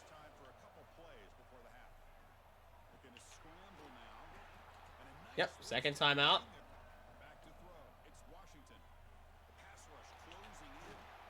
All right, another timeout. Oh wait, shit, field goal. And we whiffed it because of the hurry up. Ah, shit. Alright. I didn't realize didn't have any timeouts, so that was on me. That was my fault, but we're gonna get the ball back. Still same score. Let's do our magic. There's our stud, Jordan Scott. Not in my house. No! Come on, take off. Get a block. Alright, it's gonna be 4th and 2.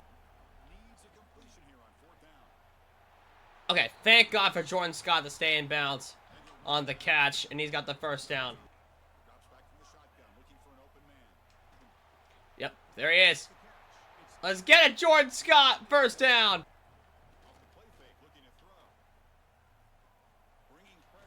It was either take a sack or throw it away, and I wanted to throw it away, but we didn't have time. Definitely the safety on top was gonna pick that, but no, Robel! He's hurt pretty bad, I bet. But we're gonna go up by 18 with the field goal. So let's see what happens here, and they did absolutely nothing. So Maryland is a few minutes away from winning their first Big Ten title in quite some time. I don't know. I'm gonna have to do the research on that.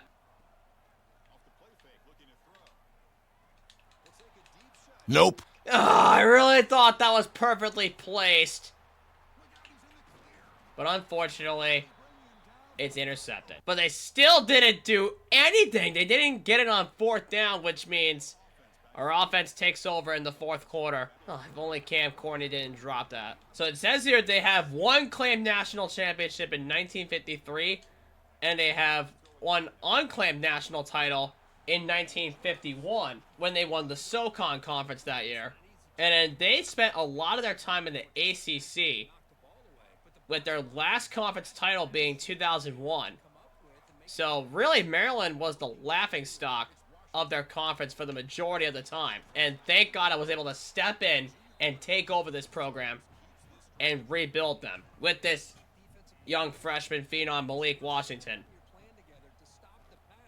Well, then now, junior phenom, Malik Washington, and he just got laid out there. So we're moments away from winning our first Big Ten championship in program history and our first conference title since 2001 in the ACC. Okay, so now it's Julian Duggar's time to shine now that Malik Washington's hurt. We ran it way too much with him.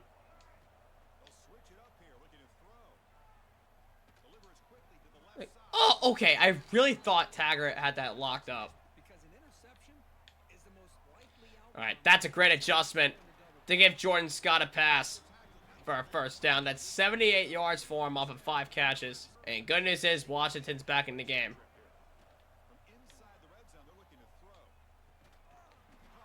And good thing he's able to contest that with him being 6'7". Oh my god. That's 5 sacks for him. Yet we're still winning. So this UCLA defense is good enough. But then again, their offense ain't doing jack shit. As we're going to put up potentially our last score against the Bruins with Chauncey Bowens. So let's see what happens here. And nothing happened. We're going to go out as Big Ten Conference champions. So we're going to have to play the rest of this game out here. As we dump up the screen here to Jordan Scott.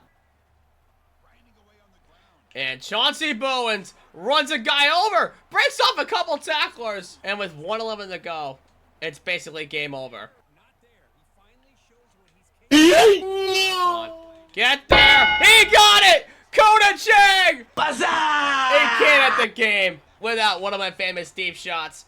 And thank goodness Kona Chang is able to serve me very well. And that's the exclamation point on Maryland's first conference championship since 2001 with a 38-6 win over UCLA. And what a way for Malik Washington to continue his phenomenal junior season as we look to the national championship to be our main goal. And there you see another look at that deep shot to Kona Chang. And there it is. We're Big Ten Conference champions for the first time in our Big Ten careers. But it is our first conference championship in franchise history since 2001 with the ACC. So our first one with the Big Ten, it couldn't have come at a better time. As we're the #1 seed in the college football playoff, with the #1 team in the nation. And there you see it. Big Ten Conference champions. And it is Jake Merklinger winning the Heisman Trophy for another Tennessee Volunteer winning it Heisman after Alonzo Barnett walked away. So let's see. And Chauncey Bowens won himself the Doak Walker Award. 178 carries with 881 yards rushing. Which, I don't know how he won the Doak Walker Award. It is very interesting. So, we got the bye week to kick things off. So, let's check out the bracket. And we're going to have to play Miami or Georgia. I just hope it's Miami, man. Even though it is a neutral site game. And Oregon dropped down to the 10th seed. UCLA went down to the 11th seed after that loss. Toledo getting a mention as the 19th team in the nation. Going up against Tennessee and the Heisman winner. USC being the 4th seed. Alabama being the 2 seed, of course. So this is going to be a tough bracket to fight out with. And we're going to get Miami. Thank God for the Hurricanes knocking out Georgia. Woo! So another playoff round where we don't have to play the Bulldogs. Thank God. And Oregon got knocked out by Ohio State as they're going to take on Alabama. UCLA got knocked out by Notre Dame, who are going to play BYU. And then Toledo, unfortunately, got knocked out by Tennessee, who are going to play USC. So, we're going to be in the Rose Bowl game, and we're going to play the winner of Tennessee and USC. So, if we play the Trojans, it's a rematch of what happened this past season. If we get Tennessee, it's a whole different matchup because it's against the Heisman winner. But anyway, let's get into Miami as we start the journey to the national championship. We would have much rather had this game than had to play Georgia. Rest assured you that. So, let's get into it. And let's start the journey in the college football playoff as we are in the Rose Bowl taking on the Miami Hurricanes. I feel like every single time we've done a rebuild thus far, we've had to run into Miami at some capacity. Yep. Okay, that's a solid first run here, but we're going to have to bring in the Doak Walker winner, Chauncey Bowens. There he is. The Doak Walker winner, Chauncey Bowens. All right, they set the blitz. But we're going to run it up the middle with Malik Washington. It is 2nd and 13. So Jordan Scott is going to have to be our ace at wide receiver. We did get 12 off of that. Good throw to Jordan Scott. He's got a first down. Beautiful throw on the run there by Washington. Okay. Everybody's dropped. Watch, they're going to send the blitzes with everybody. But every one of them was almost blocked. But 29 dropped us from the back. Okay, let's actually hit the second tight end, George Grubbs, who was an athlete to kick things off here. Yeah, this guy was an athlete when we recruited him, but we put him at tight end, and he may have looked way too small to be such, and that was actually his first catch with the rebuild. And you know what? We're going to hit JT Taggart, his counterpart, and he's got all the speed in the world to get in for the first score of the game. Alrighty then. So we're back up to the 29. We're up 7-0 on the Hurricanes. We didn't get any blocks. Come on, get upfield. Let's go! Oh, thank God he didn't fumble. That's another first down. Yep, come on. Get a block from Bowens. And yet another first down for Malik Washington. Oh, jeez. Yep. Get over here! Yeah, he read that so beautifully. And in 1 second, that's their injury timeout with Dante Simpson. Yep, there's Jordan Scott. Get a block from Bowens! Alright, we're so close to the 20. Like Miami, like USC. Could potentially be Alabama or Ohio State, and he just got dropped. Matter of fact, Ohio State was our first game of the rebuild, matter of fact, in 2026. So if we could get them in the national championship game, that would be sort of hype if you ask me. Hi, how are you? And there's no hole for him to take it up. You know, we're centered. We can kick it. And go up 10. Nothing unless it goes off the upright. Dude, our kicker has not been it in clutch situations. Okay, thank God that was only a field goal. Okay, good block by our guard to pick up the first down for Chauncey Bowens. This is to keep our undefeated season alive and go a perfect 16-0 as we're going to dump it off to Cam Courtney for close to first down there. Oh, come on! Yep, just dump it off on the Texas route. Okay, we got the first down, and we should just keep this going. We're only up by 1 possession, so we gotta get as much separation as we possibly can here.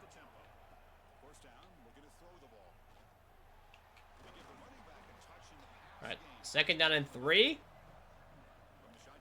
And we just want to tire out this defense as much as we can. We're very well conditioned here. Oh my God. Oh, why did I do that? It doesn't matter! Oh my God, Conan Chang, you're a savage! Oh my God, I did not mean to get that loud. That was quite the echo. I was quite shocked to see that Conan Chang was able to get that ball and pick up a touchdown to go up 14-3. I am quite shocked that he did that. I actually hit the wrong button. I meant to hit Chauncey Bowens on the Texas route there, but I ended up hitting Conan Chang in one-on-one coverage, but thank God he came away with it. Yep, take a timeout. Yep, use your speed. Timeout. We have 1 second left. That's a great kick. Alright, so 1 bad kick deserves 1 great kick. We're going to be up 17-3. And we're going to stay that way.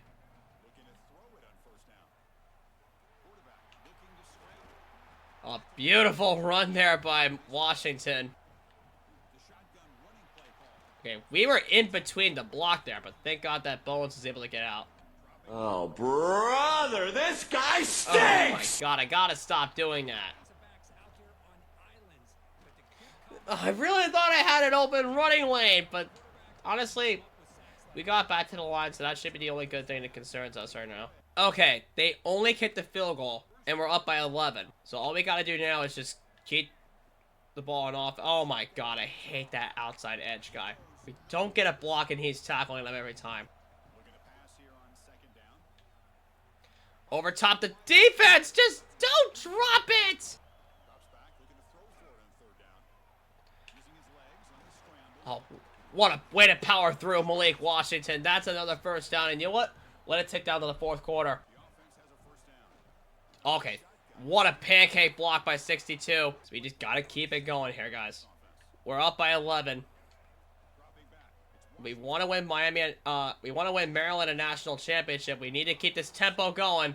And Malik Washington's hurt now, so that Julian Duggar's turn to come into the game. If Washington keeps on getting hurt, now, and you know it's Duggar's turn. This is why we have 2 quarterbacks. Great catch by Scott.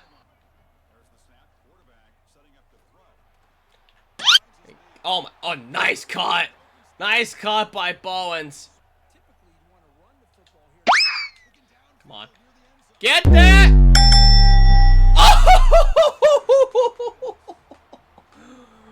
I really thought that was intercepted because of the animation, but what a job by Cameron Courtney to come down with that. Watch the replay.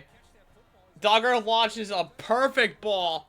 You see that animation right there? I really thought that was picked. The animation really had me so scared thinking that that ball was intercepted, but thank the Lord for Cameron Courtney able to come down with that. That was absolutely massive. Nope. Okay, yeah, that time that was intercepted, and he just stole that away from JT Taggart. I don't know if that was Washington who threw that pick, but good news is he is back in the game. And we're going to probably throw the slam around if he catches it. Yep, run through him. That's a timeout for them. We just need this first down. We're up by 11 points. We just need the first down, and it's ball game. And there's no one better. Okay, never mind. No, we are not kicking a 59-yard field goal. We got to get in on 4th down. Our kicker does not have the leg for it. So, we're going to change the play. Nope, change the play. Let's go. Let's go PA cross. Why not? And then we'll put Chang on a streak. We'll put Courtney on a fade. And we'll see. Come on. Get downfield. He got it! Coda Chang! On a pass that I actually intend to give it to you. This time he gets the touchdown on one of my famous deep shots on inside shade. And a beautiful... Okay, that ball was a little bit wobbly for Washington, but thank God he was able to put it on point as we go up 31-13 to seal up a Rose Bowl victory and move on to the 3rd round of the CFP. And it is going to be a rematch with the Trojans in the Orange Bowl. Should be fun. We got a rematch against the USC Trojans. So we're going to get our get back after what happened in the regular season. So let's have some fun with it. And there's the Orange Bowl trophy waiting right there for us as we meet our fellow Big Ten opponent in the USC Trojans in a rematch of the regular season bout on our home turf. So this will be the 3rd time that we play them this season. And they do score a touchdown right away. Okay, it was an offensive score. It was 65-yard touchdown pass. Okay, we just got the top taken off us to start this game. Okay, that was quite a pancake block there for Zymir Smith. And yep, that's an open hole for Zymir Smith. Alright, that's a big game for you, but now it's time for the Doak Walker Award winner to come in. Alright, and there's Chauncey Bowens. Got him. Let's go. Kona Chang. Get to the pylon. Dive!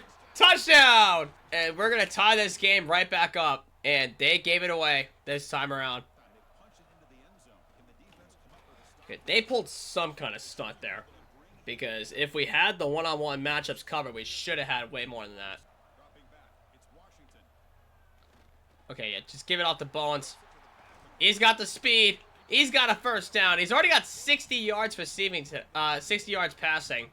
Malik Washington does. Malik Washington already has 60 yards passing so far in this game. And let's give it to our backup tight end, George Grubbs. Let's show him some love, too, in the 2 tight end formation. Okay, it looks like there's only one high safety, but we got to see if he shifts over.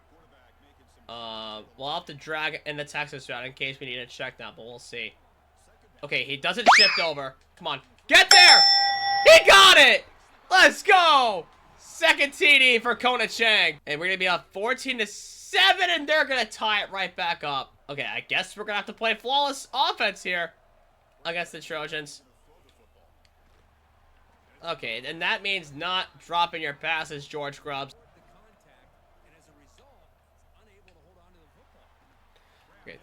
Good thing for Kona Chang. He's got 3 catches for 66 yards, including those 2 touchdowns that he had. Come on. There it is. Cut to the inside, Malik. First down. But see, every time I try to take off, a lot of times we end up getting sacked, as we're going to have to play Alabama or BYU in the national championship game. I sincerely hope it's BYU. But if it has to be Alabama, we're going to have to change the play here. And then go deep shot. Come on. Get there! Okay, it was ball. So Alabama or BYU in the Natty. Interesting to see. Oh my God, bro. Come on, don't get out to the end zone. Okay, thank God it got out at the 3. Oh my God! A defensive touchdown! We actually just got a defensive touchdown. It was DJ Pickett with a pick 6. Oh my Lord. DJ Pickett, one of the best corner pickups I ever had. Okay. Just make the catch, Taggart. But I mean it, guys. If you ever have a shot to get DJ Pickett in any of your dynasty leagues, you gotta do it. Because he's one of the best corner prospects. And if he levels up to elite development, he becomes an absolute monster. Especially as a lockdown corner. And if you get a defensive coordinator that either has talent developer or master motivator, his stats are going to level up tremendously. Okay. Thank God that pass was batted. There was nothing there.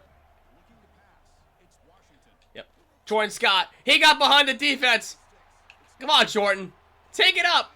Okay, we're at the 16. It was a good thing you came back from injury the moment the Oregon game happened, because I really wanted to use you at some point during the rebuild as we get a sack. But I was quite shocked that we ended up picking up that defensive touchdown with DJ. Okay, that's a great pick. Pancake block. Chauncey Bowens, get us a little bit closer. Okay, that's a timeout. So we weren't able to pick up all 18 yards, but we do have 4th down and 3, but we can't afford to drop it. I want to go for it here on 4th down and be risky with it. So we should put Bowens on the Texas.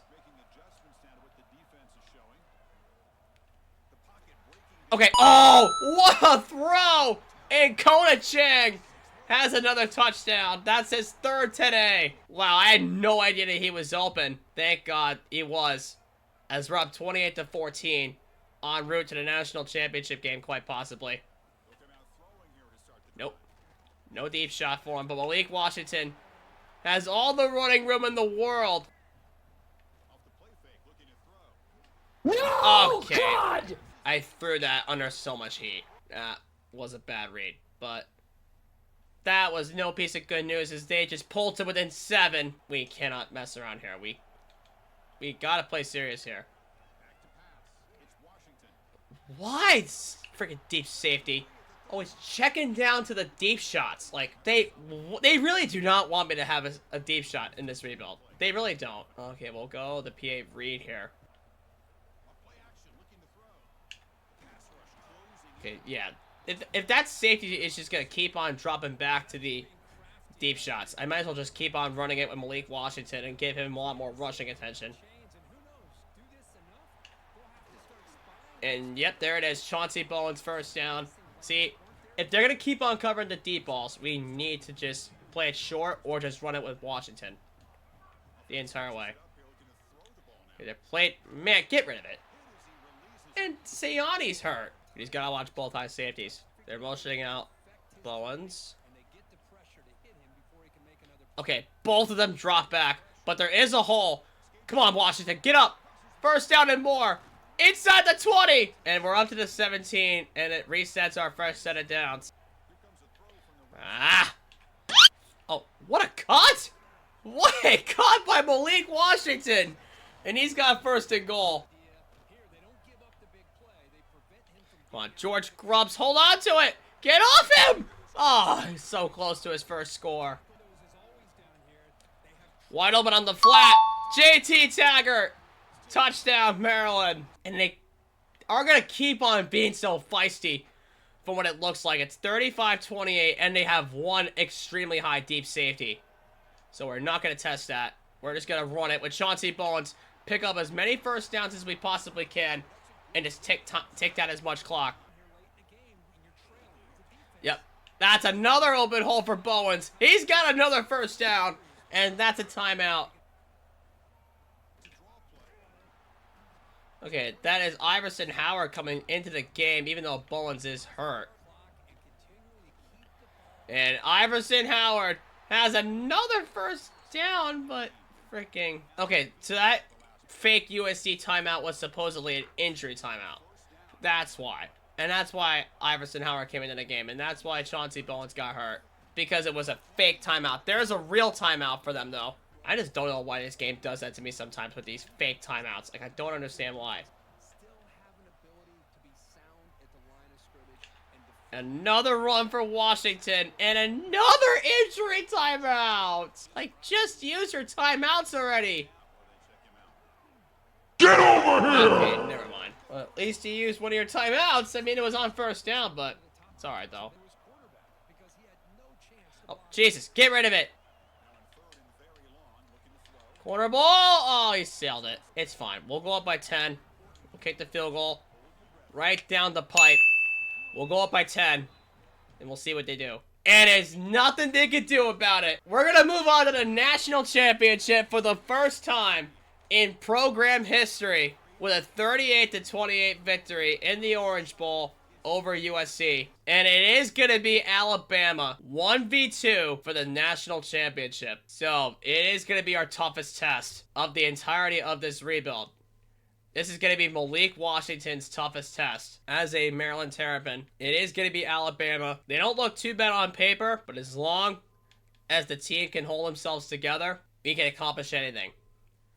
And we're going to rock the blacks for one last time, hopefully in this rebuild. Black versus white in the national championship. I hate to be racist there for a moment. Pause there. But anyway, Maryland versus Alabama in the Superdome. Let's get it going. We are in for the toughest test of our entire rebuild. Possibly our entire rebuild series, for that matter. As we're in the Caesars Superdome for the national championship against Alabama. We're going to have to play possibly our most perfect football ever if we want any chance at winning the national championship. So we actually got a very good return on the kickoff here. Yeah, this is just unreal, guys. We have our toughest team we ever had to face, and I'm shocked that they're 14-1. I'm an absolute shock. They should be 15-0. If I'm being completely honest. I don't know how they lost one of their games in the regular season. I'm just being completely honest. And from what I understand, this team has Anthony Calandria at quarterback. From looking at the roster sheet, looking at every possible metric that I could possibly think of on this team alone. Yeah, we gotta make all, like, the best reads possible. We are gonna have to play our most flawless football ever if we want any shot at beating Alabama. So, wait. Oh, throwing the run was off, man. Okay, we gotta play every single smart play. We'll take our field goal, and we'll see what Calandria will dial up on us. As we got our field goal, and we're gonna go up 3-0, and they absolutely just cooked us on only a few plays, and we're up 7-3. So it proves that field goals are not enough to beat Alabama. And, oh my freaking god, Malik Washington's hurt now. Oh, an ankle bruise. That's what his ailment is, an ankle bruise.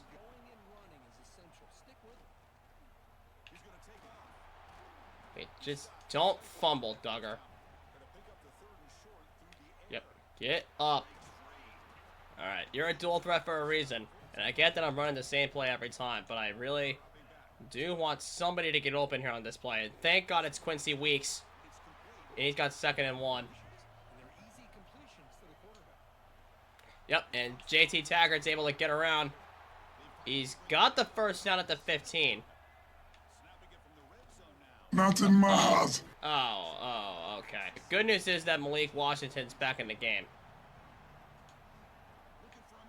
Get over here! Bad news is is that nothing is getting open. And they're sending a blitz every other play, and it's not working at all. Hi, how And are they're you? sitting the Mike backer so freaking... It frustrates me that I have to play Alabama in the national championship when they are that good on defense. And we're forced to another field goal, and we're going to be down by 1 point. Okay, but thank God the defense is able to hold their own. Okay, come on. Get there! Oh my God, you keep on selling the throw. Okay, why is every single one of our throws getting sailed? Okay, thank God for the conversion, but you know what? We're not punting. We gotta go for it. We gotta go for it, and we're gonna pitch it to Jordan Scott if we can. Yep. Just don't drop it. We got the first down. Thank the Lord. I get that it's a neutral site and there's no effect at the stadium pulse, but still, like, this is getting ridiculous now. Malik Washington, just pick up the first down and just use the tempo offense.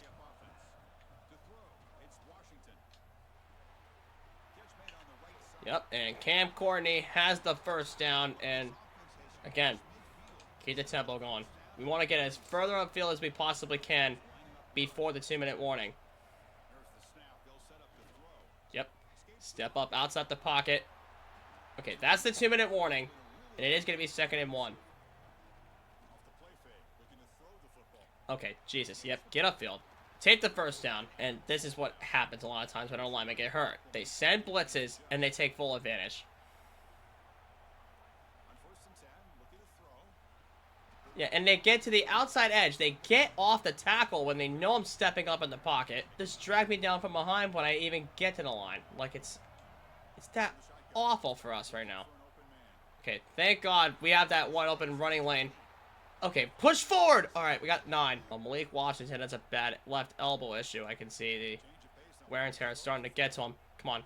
Get a block from Bowens! He's so damn close. He got dragged. I swear, they really do want a piece of the football to start the second quarter, so that way they can score on us. But luckily, we're going to score before they do. And if we can pick up the 2-point, we can get up by 7. Okay, we took the extra point, and they kicked a field goal on the drive to start the second half. I don't care what kind of football we have to play, or if it's repetitive, if it's consecutive, I don't give a shit. We have to play flawless. And we're going to hit Chauncey Bowens on the Texas route, and that's a great start. Go. Come on. No. No. Oh, okay, we got our hand on it at least. I really thought that was going to be a pick. Okay. Oh, okay. Thank God we were able to get away. That's a wide open running lane for Washington. Get out of bounds before anything gets worse. 2nd and 5. With 2:05 left to go in the third quarter. We are up by 3. So our defense is holding their own. Oh, just get the ball off. We knew we were going to get sacked. On 3rd and 5, we step up and run it. Huzzah! Malik Washington put us up by 10. And they end up punting again. Sorry if I, like, don't look as excited right now because I'm, like, the most locked in I ever been in my entire life. Like, I absolutely hate playing against Alabama. And you can see why with the look on my face. It's going to feel so satisfying once I know I could beat them for the national championship. That's a good block. Way to turn upfield. And that's going to be a first down for Chauncey Bowens. So majority of the time, my famous deep shots are not going to be there. But at the same time, it's a beautiful ball. Get a block. Jordan Scott. Get up. Oh, you were so slow for that. Just got to watch that high safety against Shang here. See, that's one of the reasons why the deep shots are not going to be there. Because majority of the time, the safeties are going to collapse. Which means that he's going to target the deep receiver. And it's not going to go well. So we're going to have to put in Julian Duggar. Hope the blocks come up for Bowens, which they do. Thank the Lord. And he just got plowed over. So we're going to let it tick down to the fourth quarter. It'll be 1st and 10. Just outside the 10-yard line. And it'll feel much more worth it if we can seal up a national championship against Alabama. I feel like I won't be genuinely happy with this rebuild unless we upset Alabama. Honestly, I don't care if we're the #1 team in the nation. This honestly just feels like an upset if we could beat them. Okay, so it's 2nd and 5. Oh, JT Taggart. Come on. Get up a little further. Okay, we're at the 2. Oh, get there. Oh, come on. I don't get why we're going for it here. I mean, I guess we'll go inside run. If we can pick up the blocks, we'll be fine, though. Okay, no, that's Keon Keeley, who stopped us shy on 4th down. Okay. Oh, the defense. That's huge. That is so huge. And the time of possession was killing us. They had like 9:40 time of possession. And JT Taggart's going to be wide open in the flat. Woo, okay. It's going to feel so worth it if we end up beating Alabama. On the flat again. Taggart! Run through him! And that's the 2-minute timeout. I honestly, if we get the touchdown, it'll seal up the win. Shot. Oh, no. That's our 2nd timeout. We gotta look out for Marcus Deal as well as Keon Keeley as well. And Bowens! Oh. We may have done it. And we did it. For the first time in program history, the Maryland Terrapins are national champions. And there it is. We're able to pull out the upset, even though it was our 1 versus their 2. But I don't care. We're able to pull it out and win 27-10 and give the Terrapins their first ever college football national championship. That is official, and there you see it. Handed the trophy off to our coach. He hoists it high and proud. And there it is. After all of that we went through in the national championship, we beat Alabama. And we sealed up our first national championship. So we'll sim ahead to the draft results. And DJ Pickett went in the 1st round. And his fellow corner Colton Hood went in the 2nd round. John Walker went in the 3rd round. And Taylor Wine went into the 6th round. So Malik Washington would be there to stick around for 1 more season. Same goes for Julian Duggar, who would continue to back him up. And Chauncey Bowens would stick around for 1 more season. And he'll hopefully continue the dynasty going forward. So that's going to do it for the Terrapins rebuild. I hope you guys enjoyed. I did it for Saturday Night Lights, so if y'all enjoy content like this and anything college football 26, including dynasties, subscribe to the channel, turn on those post notifications, and do not forget to leave a like on the video. And also keep on dropping in teams down below. I've been loving all the suggestions. I would love to keep on doing them. So, like always, until next time, I'll see y'all later. Have a great day.